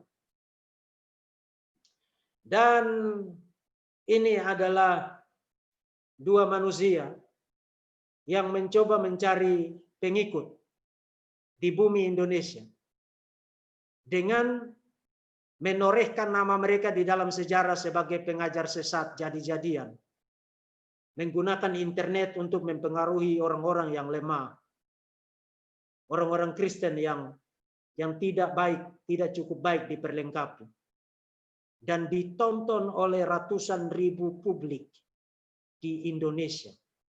Dan tidak sedikit orang-orang Kristen, ketika kita membahas tentang Trinitas, datang ke pembahasan kita dan mencaci maki kita karena orang-orang ini. Karena orang-orang ini. Dan saudara perhatikan, ini adalah screenshot dari judul live mereka berdua. Kata Allah Tritunggal sudah tidak relevan di abad 21. Pastor Joshua Fitur Paul Zeng. Lalu di thumbnailnya ditulis stop penggunaan kata dan konsep Allah Tritunggal yang tidak alkitabiah. Nah, saudara ingat tadi 3 area yang saya perlihatkan kepada saudara, kata doktrin Tritunggal diserang, biblical foundation dan relevansi. Dan 2 orang ini sedang menggugat doktrin ini pada 2 aspek ini, biblical foundation dan relevansi.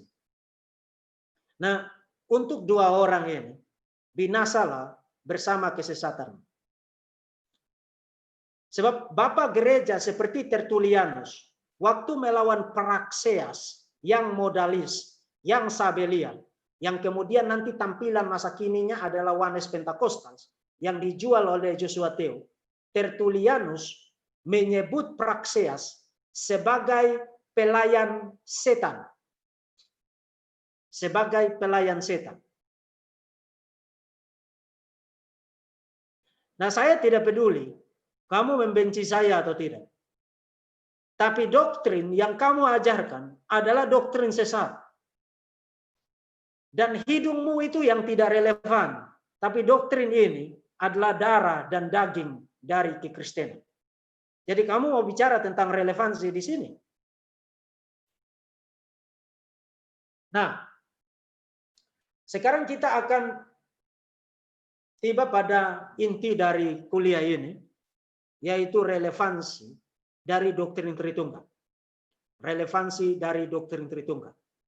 Nah, tadi saya katakan, di satu sisi, pertanyaan mengenai relevansi, itu adalah sesuatu yang valid untuk ditanyakan. Valid untuk ditanyakan. Tapi saudara harus hati-hati. Mayoritas pertanyaan mengenai relevansi, itu sebenarnya disetir oleh presaposisi yang berbahaya. Dan nanti akan saya perlihatkan. Setidaknya ada 2 presaposisi yang harus saudara hindari ketika saudara membahas tentang relevansi dari doktrin Tritunggal. Pertama, hindari apa yang disebut dengan presaposisi pragmatisme. Nah, pragmatisme itu apa? Pragmatisme adalah satu konsep yang percaya bahwa ukuran kebenaran termasuk sistem pemikiran atau doktrin-doktrin adalah kebergunaan praktisnya. Sederhananya begini. Nah, apa gunanya you percaya doktrin Tritunggal kalau doktrin Tritunggal tidak kasih you makan? Jadi orang mencoba mengukur kebenaran berdasarkan relevansinya, kebergunaannya bagi dirinya. Bagi diri. Nah, nanti saya akan kasih tanggapan untuk presaposisi itu. Tapi saudara perhatikan lagi satu lagi konsep yang berbahaya di bawahnya, relativisme. Kebenaran itu bersifat subjektif, tidak mutlak, tidak objektif, individual dalam arti, itu kan menurut kamu, itu kan menurut kamu, menurut saya begini. Jadi hanya pada level opini individu-individu. Dan relatif dalam arti tidak mutlak. Makanya orang selalu bilang, itu kan menurut kamu, kan menurut saya begini. Hati-hati dengan retorika semacam itu. Karena itu adalah anak haram dari relativisme. Nah, pragmatisme dan relativisme adalah 2 konsep yang invalid, yang menghancurkan dirinya sendiri. Mengatakan bahwa kebenaran dari segala sesuatu, termasuk pemikiran, dasarnya adalah kebergunaannya bagi saya secara asumtif. Berarti saya menjadikan diri saya sebagai tolok ukur dari kebenaran. Dan bukan hanya saya, tapi jauh lebih spesifik. Saya menjadikan needs-nya saya, kebutuhannya saya, sebagai tolok ukur dari kebenaran.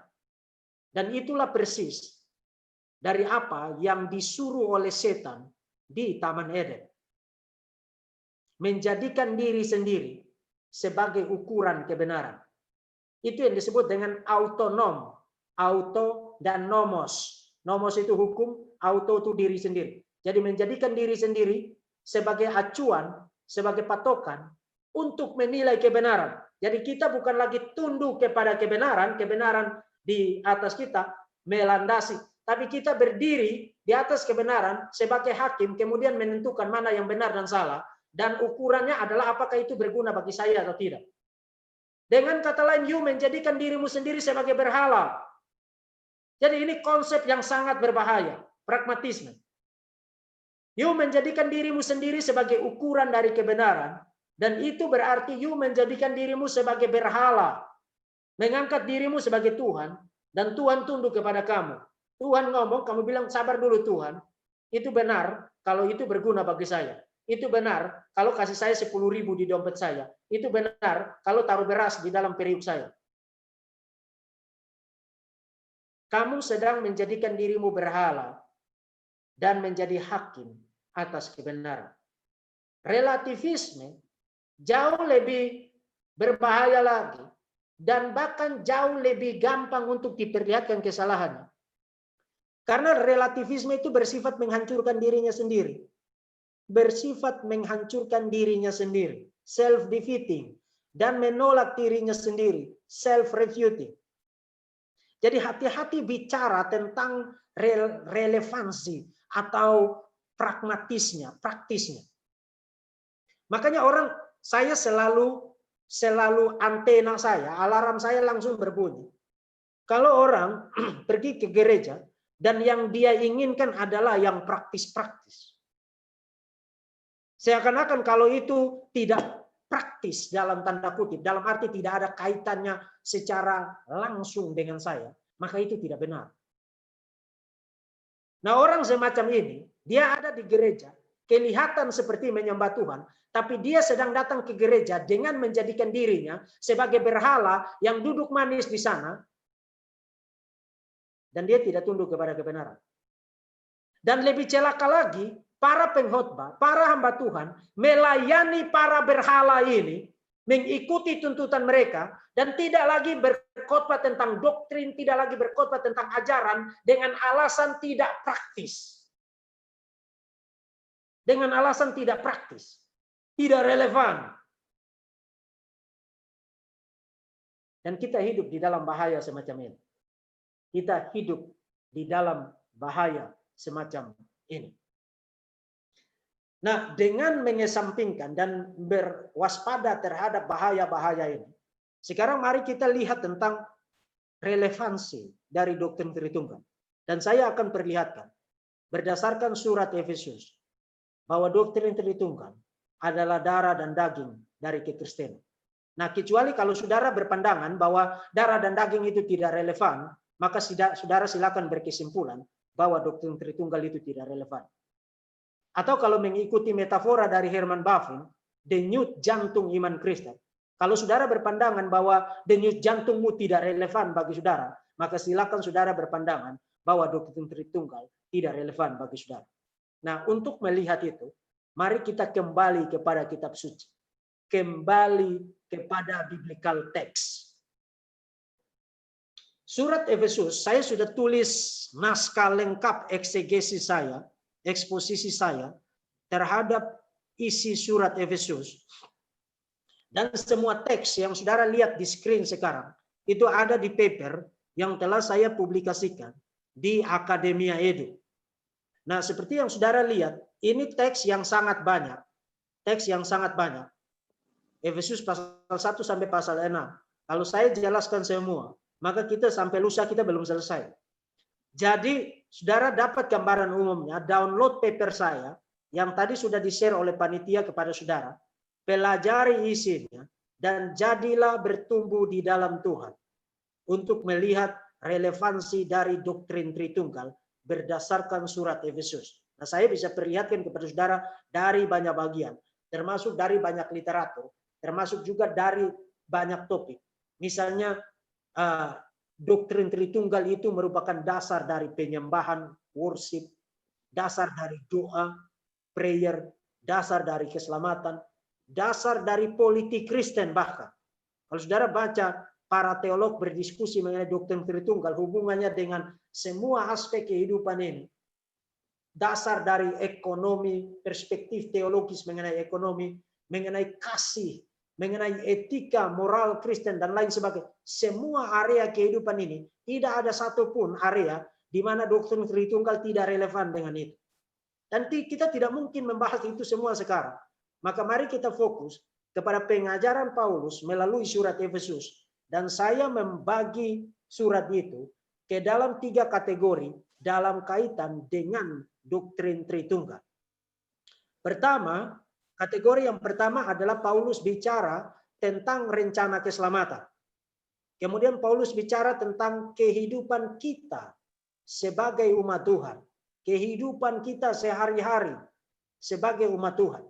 Jadi saudara-saudara yang masih bertanya-tanya tentang apa kaitan doktrin ini dengan saudara, baca surat Efesus. Dan teksnya sangat banyak, saya perlihatkan di situ. Kalau saudara butuh eksegesisnya, baca paper saya.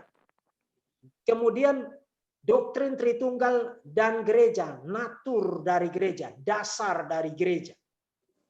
Nah, tidak mungkin saya memberikan eksposisi untuk semua teks ini.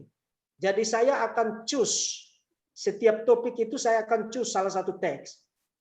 Mengenai rencana keselamatan, saya akan choose pasal 1 ayat 3 sampai 14. Saya kasih eksposisi singkatnya. Kemudian mengenai kehidupan kita sebagai jemaat atau sebagai orang Kristen, saya akan choose dari Efesus pasal 5 ayat 18 sampai 20. Kemudian mengenai gereja, natur, sifat dasar dari gereja, saya akan choose dari pasal 4 ayat 4 sampai dengan ayat 6. Jadi saya hanya akan kasih eksposisi untuk 3 teks itu, untuk setiap topiknya. Teks-teks yang lain telah saya berikan eksposisinya secara detail di paper saya yang 17 halaman di Akademia Edu. Saudara silakan baca itu untuk memperlengkapi pengetahuan saudara. Nah, karena itu saya akan minta kepada panitia untuk membaca Efesus pasal 1 ayat 3 sampai dengan ayat yang ke-14. Ya, pembacaan Alkitab saat ini diambil dari Efesus 1 ayat 3 sampai 14. Berkata demikian, kekayaan orang-orang yang terpilih. Ayat 3, terpujilah Allah dan Bapa Tuhan kita Yesus Kristus, yang dalam Kristus telah mengaruniakan kepada kita segala berkat rohani di dalam sorga. Yang keempat, sebab di dalam Dia Allah telah memilih kita sebelum dunia dijadikan, supaya kita kudus dan tak bercacat di hadapan-Nya. 5, dalam kasih Ia telah menentukan kita dari semula oleh Yesus Kristus untuk menjadi anak-anak-Nya, sesuai dengan kerelaan kehendak-Nya. 6, supaya terpujilah kasih karunia-Nya yang mulia, yang dikaruniakannya kepada kita, di dalam Dia yang dikasihi-Nya. 7, sebab di dalam Dia dan oleh darah-Nya kita beroleh penebusan, yaitu pengampunan dosa, menurut kekayaan kasih karunia-Nya. 8, yang dilimpahkannya kepada kita dalam segala hikmat dan pengertian. 9, sebab Ia telah menyatakan rahasia kehendak-Nya kepada kita, sesuai dengan rencana kerelaan-Nya, yaitu rencana kerelaan dari semula telah ditetapkannya di dalam Kristus. 10, sebagai persiapan kegenapan waktu untuk mempersatukan di dalam Kristus sebagai kepala segala sesuatu, baik yang di sorga maupun yang di bumi. Yang 11, aku katakan di dalam Kristus, karena di dalam Dialah kami mendapat bagian yang dijanjikan. Kami dari semula ditentukan untuk menerima bagian itu sesuai dengan maksud Allah, yang di dalam segala sesuatu bekerja menurut keputusan kehendak-Nya, supaya kami yang sebelumnya telah menaruh harapan pada Kristus boleh menjadi puji-pujian bagi kemuliaan-Nya.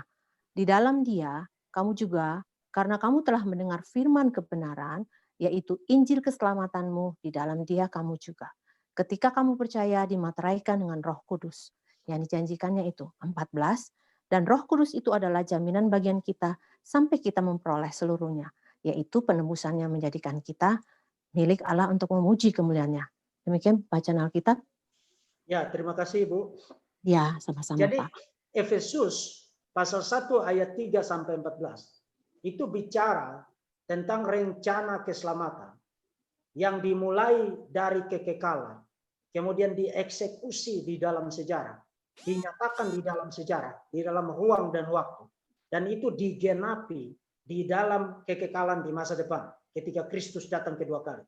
Jadi ini teks yang bicara mulai dari kekekalan yang lampau, masa sekarang, dan klimaksnya, konsumasinya atau penggenapannya di dalam kekekalan di masa depan.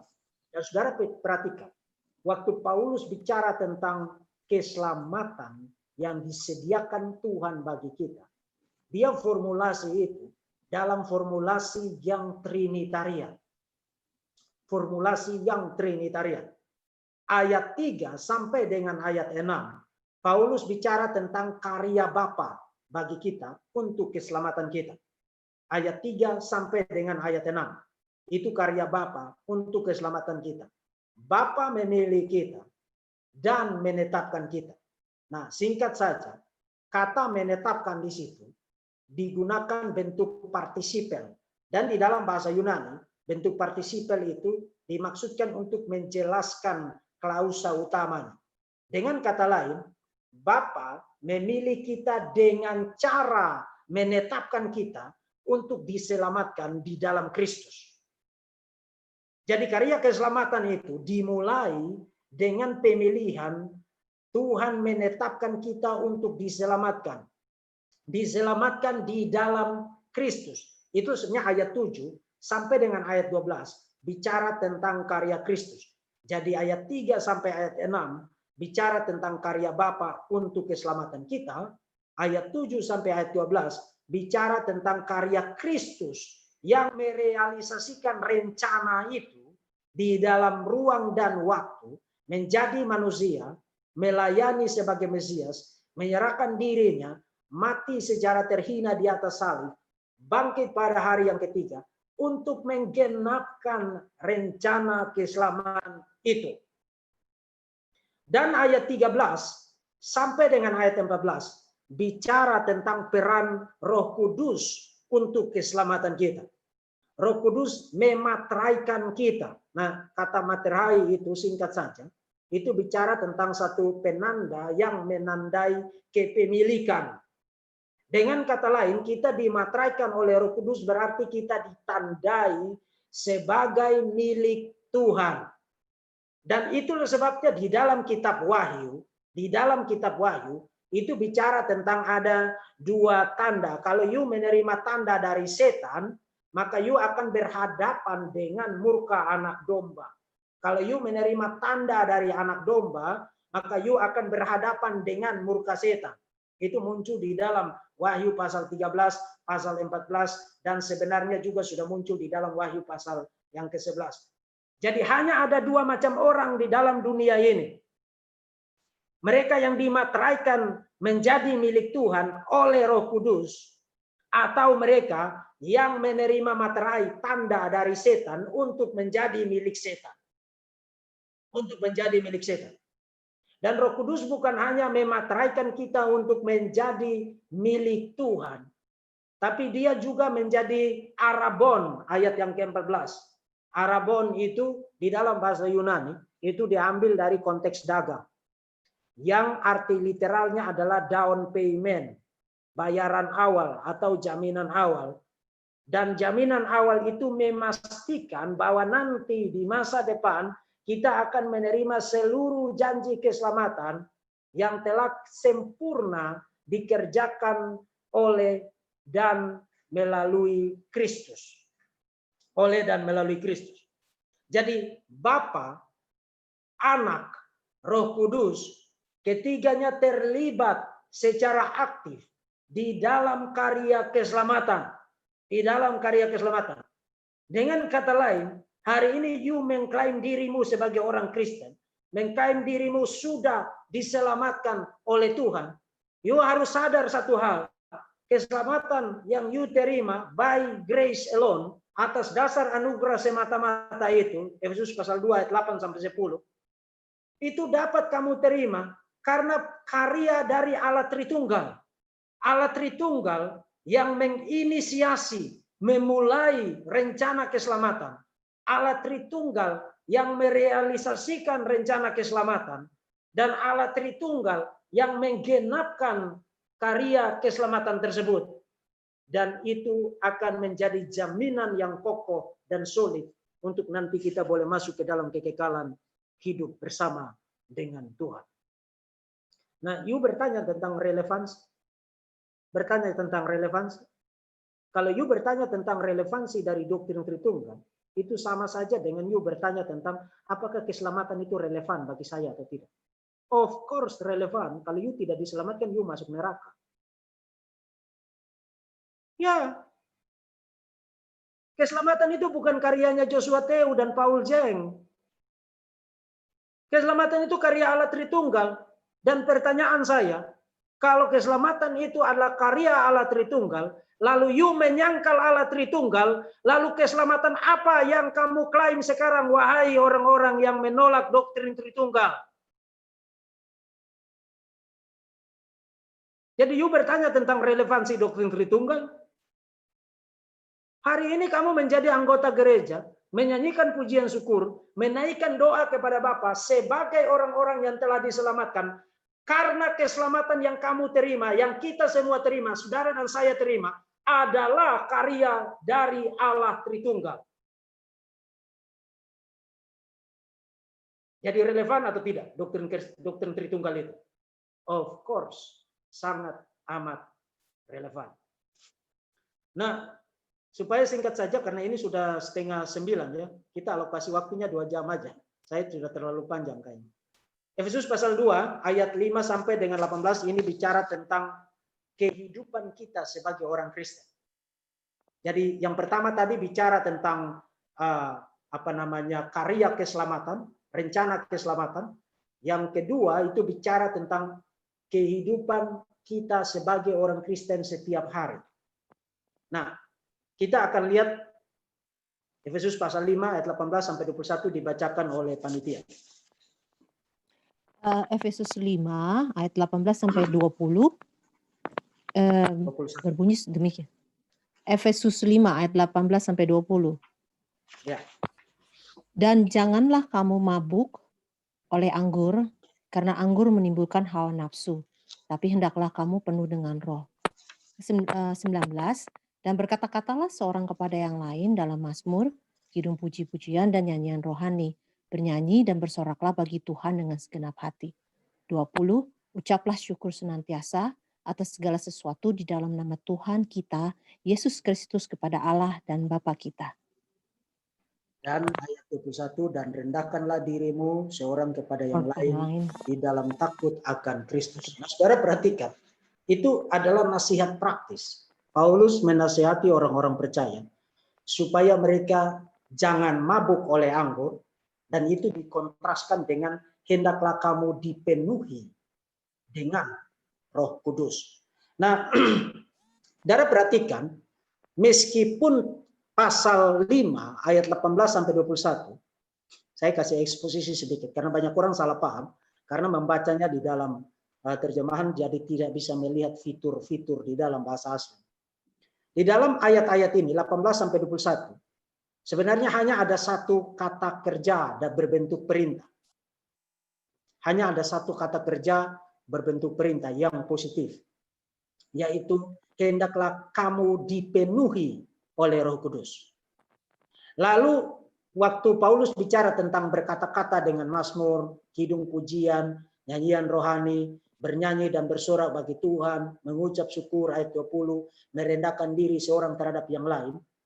Kalau kita baca di dalam terjemahan bahasa Indonesia itu terkesan seperti perintah-perintah yang lain yang sejajar dengan dipenuhi oleh Roh Kudus atau dipenuhi dengan Roh Kudus. Kelihatannya begitu. Tapi sebenarnya tidak. Kenapa? Karena berkata-kata dengan mazmur ayat 19, kemudian bernyanyi bersorak ayat 19, mengucap syukur ayat 20, merendahkan diri ayat 21. Itu tidak muncul di dalam bentuk imperatif, tidak muncul di dalam bentuk perintah, tapi muncul dalam bentuk partisipel. Partisipel. Nah, di dalam bahasa Yunani bentuk partisipel itu dimaksudkan untuk menjelaskan kata kerja utamanya.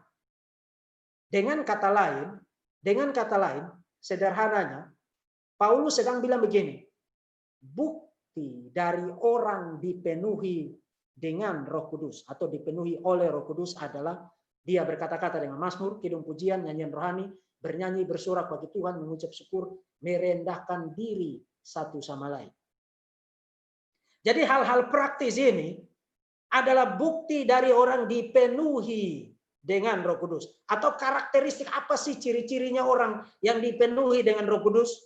Mereka berkata-kata dengan mazmur, kidung pujian, nyanyian rohani, bernyanyi, bersorak bagi Tuhan, mengucap syukur senantiasa, merendahkan diri seorang terhadap yang lain. Nah, sebelum saya bahas tentang aspek Trinitarian, saudara perhatikan baik-baik. Semua hal-hal praktis ini dimotivasi bukan oleh law, bukan oleh hukum, tapi oleh teologi. Oleh teologi. Kekristenan itu bukan religion of law, bukan agama hukum. Bukan. Meskipun law, hukum, memainkan peran yang sangat penting di dalam sejarah pewahyuan. Itu kita akui itu. Tetapi core, inti dari kekristenan itu bukan law. Bukan. Sebab even ketika Paulus memberikan nasihat praktis semacam ini pun, dia mendasarkan itu bukan kepada law, tapi kepada teologi. Dan teologi yang saya maksudkan di sini adalah teologi yang Trinitarian. Di ayat 18 dia bicara tentang hendaklah kamu dipenuhi dengan roh. Kemudian di bagian akhir dari perikop itu, ucaplah syukur senantiasa segala sesuatu dalam nama Tuhan kita Yesus Kristus. Kemudian dan Bapa kita, dan kepada Allah dan Bapa kita. Jadi Paulus bicara tentang dipenuhi dengan roh. Kemudian dia bicara tentang Tuhan kita Yesus Kristus dan Allah dan Bapa kita dan Bapa. Jadi Roh, Kristus dan Bapa. Nah, ini satu urutan yang sangat menarik. Sangat menarik. Kalau di Efesus pasal 1 ayat 3 sampai 14 urutannya adalah Bapa, Yesus, Roh. Itu saudara ingat tadi ya, eksposisi saya terhadap Efesus pasal 1 ayat 3 sampai 14. Di pasal 5 ayat 18 sampai 21 urutannya adalah Roh, Kristus, Bapa. Kenapa begitu? Kenapa begitu? Karena dalam hal rencana keselamatan itu dimulai dari Bapa, dieksekusi di dalam sejarah, ruang dan waktu oleh Kristus, kemudian diaplikasikan menjadi efektif oleh Roh Kudus. Itu sebenarnya Bapa, Kristus, dan Roh. Tapi dalam hal penerimaan akan manfaat dari keselamatan itu, yang pertama kali meyakinkan kita untuk percaya kepada Kristus itu siapa? Roh Kudus. Roh Kudus ketika Injil diberitakan, bekerja di dalam hati kita, melembutkan hati kita yang membatu ini, melembutkannya, dan membuat kita menyesal akan dosa kita, dan melihat kenyataan bahwa kalau kita tidak percaya kepada Kristus, kita akan binasa selama-lamanya di dalam neraka. Roh Kuduslah yang memulai itu, membawa kita kepada iman kepada Kristus, dan kemudian kita melihat kemuliaan Bapa di dalam karya keselamatan yang dikerjakan oleh Kristus. Jadi dalam hal rencana keselamatan, urutannya adalah Bapa, Kristus, Roh Kudus. Dalam hal penerimaan akan keselamatan itu, urutannya adalah Roh Kudus, Kristus, Bapa. Jadi saudara lihat, tidak ada satupun bagian di dalam hidup kita yang tidak ada karya Allah Tritunggal di dalamnya. Everything, semua aspek dari kehidupan kita adalah karya anugerah dari Allah Tritunggal. Cuma bicara tentang hal praktis di gereja, pujian, penyembahan, khotbah, bernyanyi, mengucap syukur, merendahkan diri, mengasihi sesama. Semua itu fondasinya apa? Trinitarian, Allah Tritunggal, Roh Kudus, Kristus, dan Bapa. Nah, kita tidak ada waktu untuk melihat teks-teks yang lain.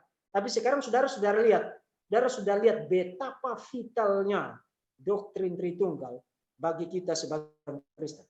Nah, poin yang terakhir, ini tentang natur dari gereja. Silakan baca Efesus pasal 4 ayat 4 sampai 6. Iya, Pak Deki. Efesus 4 ayat 4 sampai 6. Satu tubuh dan satu roh, sebagaimana kamu telah dipanggil kepada satu pengharapan yang terkandung dalam panggilanmu. Yang kelima, satu Tuhan, satu iman, satu baptisan.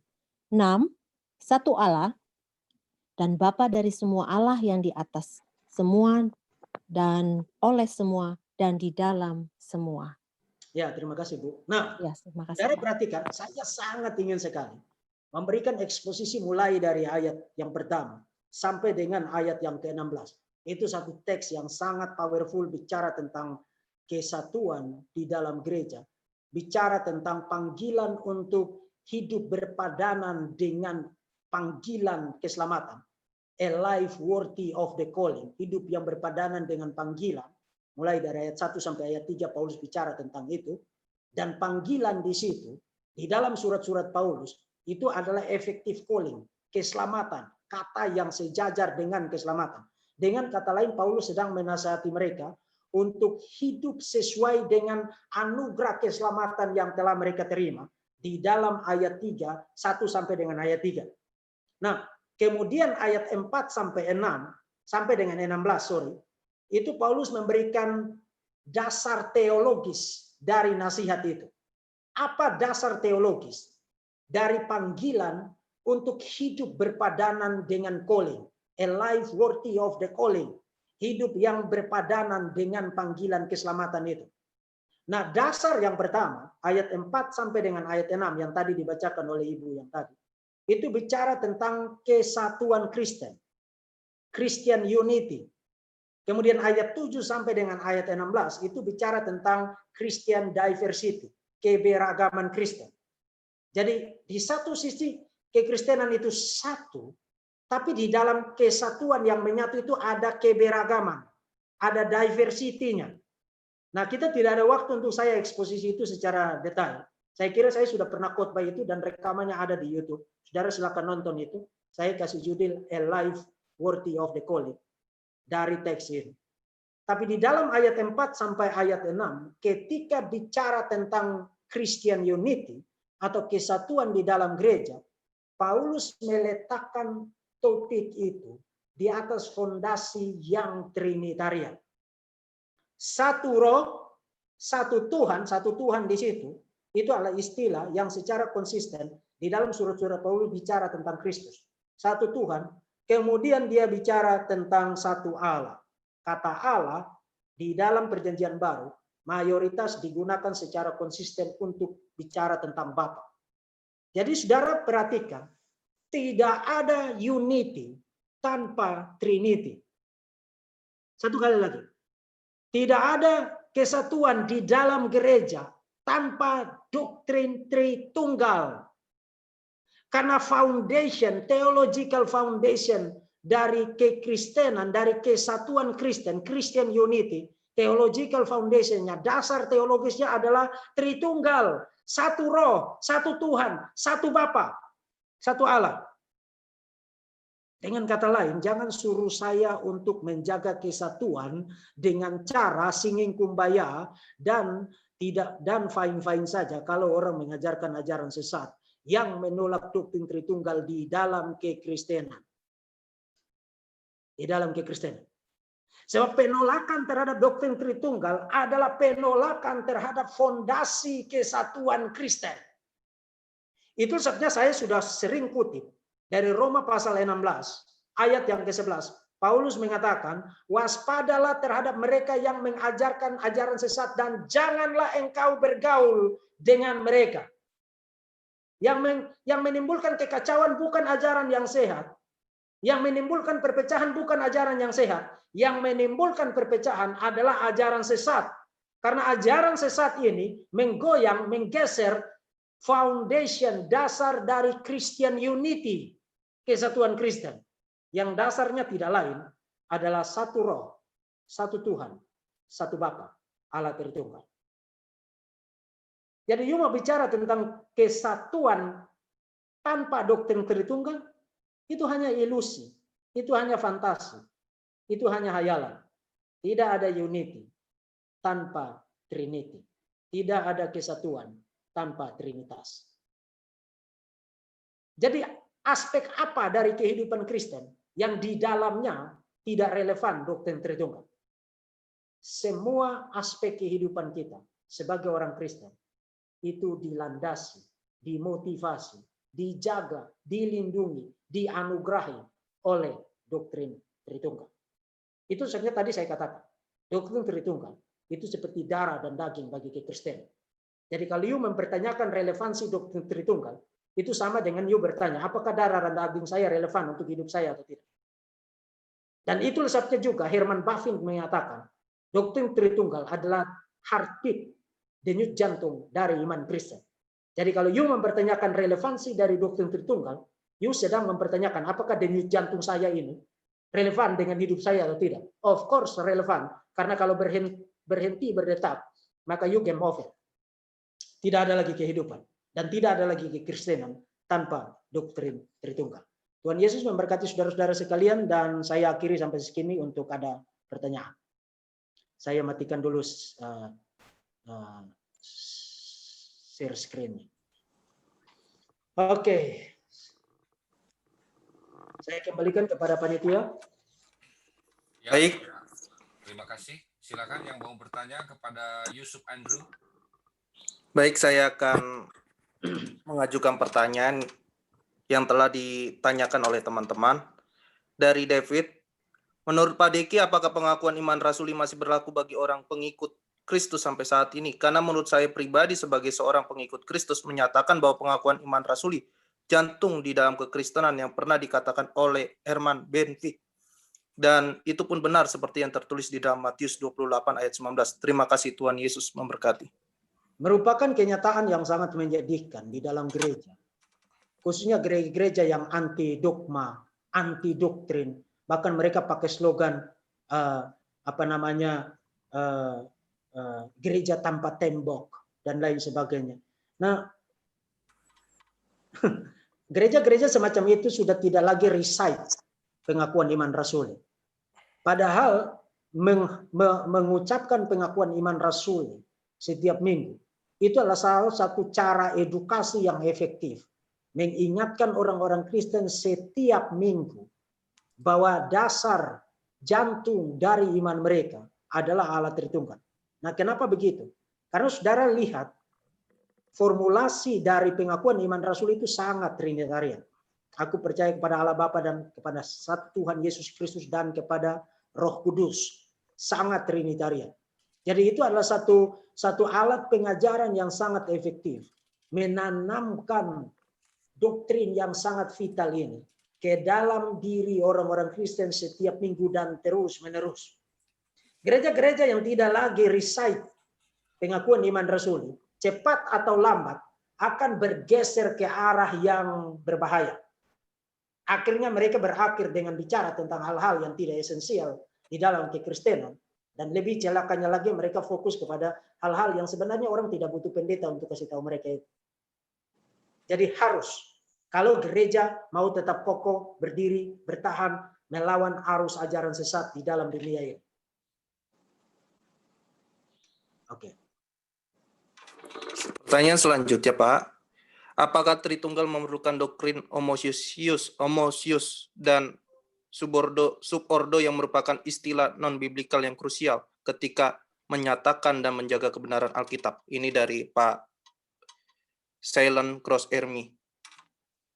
Ya, saya melihat ada hal yang perlu dikoreksi dari pertanyaan ini. Sebab mengatakan bahwa pertanyaan itu mengasumsikan bahwa istilah non-biblikal adalah istilah yang patut diwaspadai. Nah, kita tidak ada masalah menggunakan istilah dari luar Alkitab. Karena Alkitab pertama tidak mengharuskan kita untuk harus menggunakan istilah-istilah kita itu harus eksplisit berasal persis seperti yang ada di dalam Alkitab. Alkitab tidak menyuruh begitu. Dan Alkitab juga tidak melarang kita untuk menggunakan istilah non-biblikal. Nah, rumusan-rumusan doktrinal itu dimaksudkan untuk mengajar orang-orang tentang ringkasan total dari ajaran Alkitab. Nah, kalau istilah-istilah itu secara akurat merangkum ajaran total dari Alkitab, maka tidak ada yang salah, karena itu berarti istilah itu bermanfaat, menolong orang-orang Kristen untuk secara cepat, efektif, efisien, menjelaskan iman mereka. Minggu lalu saya katakan, kalau orang bertanya kepadamu, Tuhanmu itu siapa? Tolong jelaskan kepada saya secara singkat. Tidak mungkin saudara bilang, oke, ini Alkitab saya, ini dasar iman saya, Kejadian sampai Wahyu 66 kitab, jadi mari kita buka mulai dari Kejadian sampai Wahyu. Tidak mungkin saudara akan lakukan itu. Saudara memerlukan ringkasan iman yang akurat, merangkum totalitas ajaran Alkitab. Jadi bahkan ketika saudara menggunakan istilah Tritunggal, saudara sudah bisa merangkum totalitas ajaran Alkitab mengenai siapa, apa, dan bagaimana Tuhan yang diajarkan di dalam Alkitab. Jadi itu tentang penggunaan istilah biblikal. Dan ironisnya, poin itulah yang sering digunakan oleh para penganut ajaran sesat untuk menyerang doktrin Tritunggal. Karena alasan mereka salah satunya adalah istilah ini tidak ada di dalam Alkitab. Itu keberatan yang sangat-sangat rapuh. Lalu tentang istilah homousios, ya itu istilah yang sangat menentukan. Karena kalau Kristus tidak homousios dengan Bapa, maka Tritunggal menjadi tidak ada.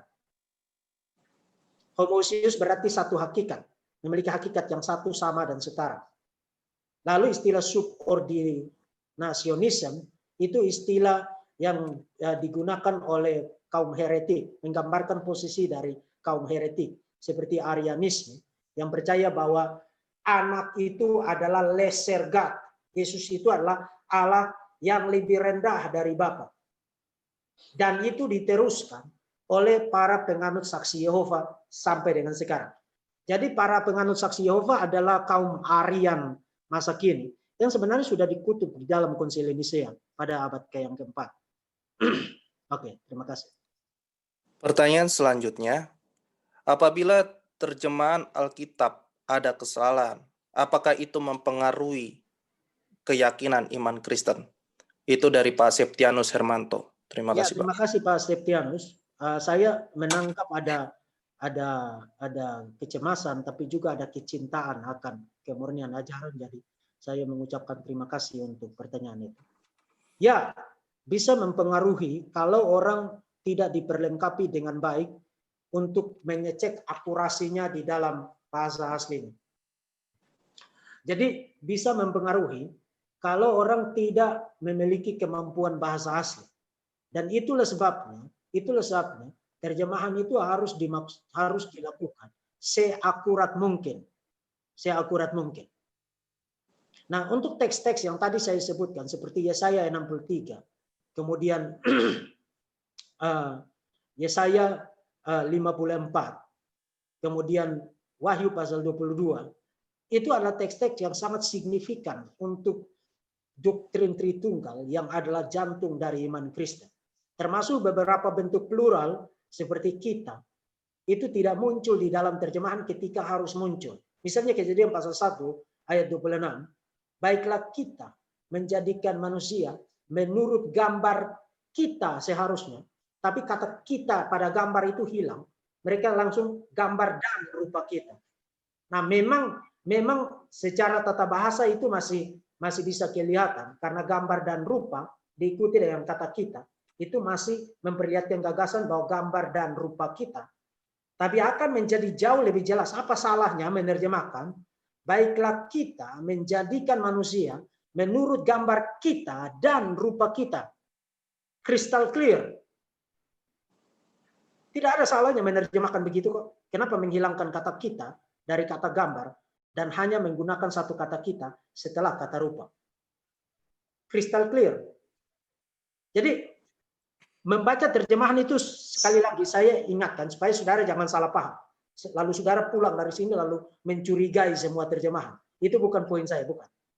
Terjemahan kita bersyukur, terima kasih Elai telah menolong kita untuk membaca firman Tuhan di dalam bahasa ibu kita masing-masing.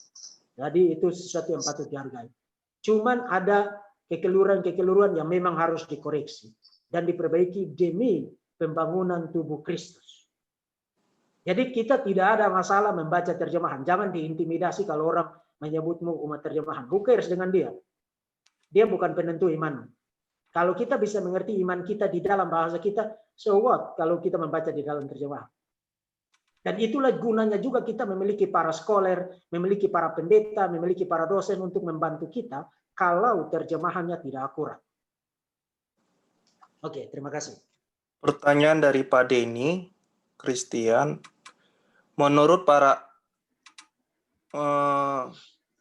Oneness Pentakostal atau Jesus Only, mereka mengatakan bahwa kita tidak menolak Bapa, Anak, dan Roh Kudus, tetapi istilah Tritunggal atau Trinitas saja. Bagaimana hal ini? Terima kasih. Itu mereka menggombali kamu.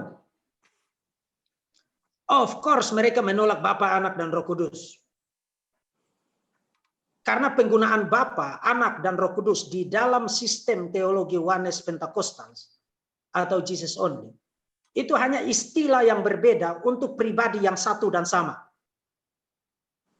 Tapi ketika orang-orang Trinitarian menggunakan istilah Bapa, Anak, dan Roh Kudus, itu bukan sekadar istilah yang berbeda untuk pribadi yang sama, tapi istilah yang berbeda untuk pribadi yang berbeda.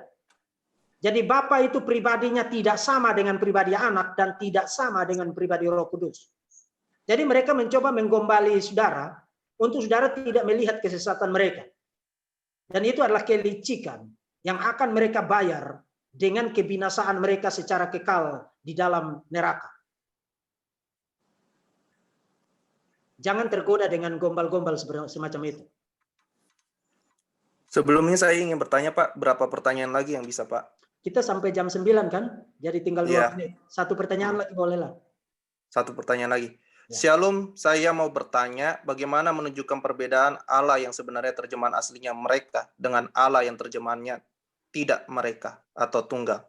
Nah, Itu dari Jeptri, jadi dari Jeptrik. Oke, terima kasih untuk pertanyaannya, Pak. Memang agak sulit karena kalau misalnya seperti di dalam Kejadian pasal 35 tadi, mereka menyatakan diri, itu akan menjadi janggal dibaca, tidak enak dibaca dalam sistem tata bahasa Indonesia. Karena kita sudah punya subjeknya, Elohim, Allah, menyatakan diri. Jadi kita tidak mungkin tambahkan kata mereka di situ.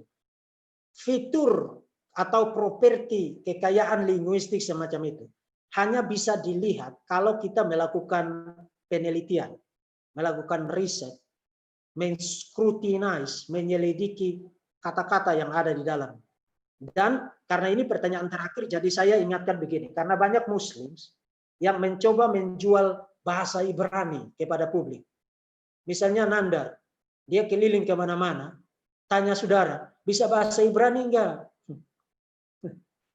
Dengar baik-baik saudara-saudara, supaya saudara jangan ditipu oleh pengajaran-pengajaran dari setan. Membaca Alkitab secara cerdas tidak hanya cukup dengan mengucapkan kata-kata bahasa asli. Itu tells nothing, tidak mengatakan apa-apa. Membaca Alkitab secara cerdas berarti saudara punya kemampuan mengidentifikasi kekayaan linguistik dari kata-kata bahasa asli yang saudara ucapkan. Jadi kalau saudara tidak punya kemampuan itu, baca saja terjemahan. Nah, Nandar itu tidak punya kemampuan itu. Kainama tidak punya kemampuan itu. Itu sebabnya saya tantang dia untuk berdebat dengan saya mengenai bahasa, dia tidak akan mau. Karena begitu dia ucapkan satu kata, saya akan minta dia elaborasi itu, dia tidak bisa lakukan itu. Hanya mereka yang studi secara serius, secara formal, yang punya kemampuan itu. Yang punya kemampuan. Nah, apologet jadi-jadian seperti Nandar, seperti Kainama itu tidak punya kemampuan itu. Jadi jangan terpesona dengan hal-hal yang sifatnya fenomena, meminjam dari Kant. Lalu saudara lupa bahwa yang paling penting adalah noumena, substansi, isi dari hal tersebut. Terima kasih saudara-saudara, Tuhan Yesus memberkati kita sekalian. Dan terima kasih sudah mengikuti sesi ini. Terima kasih kepada semua panitia yang sudah terlibat dan berjeri lelah untuk sesi kuliah pada malam ini.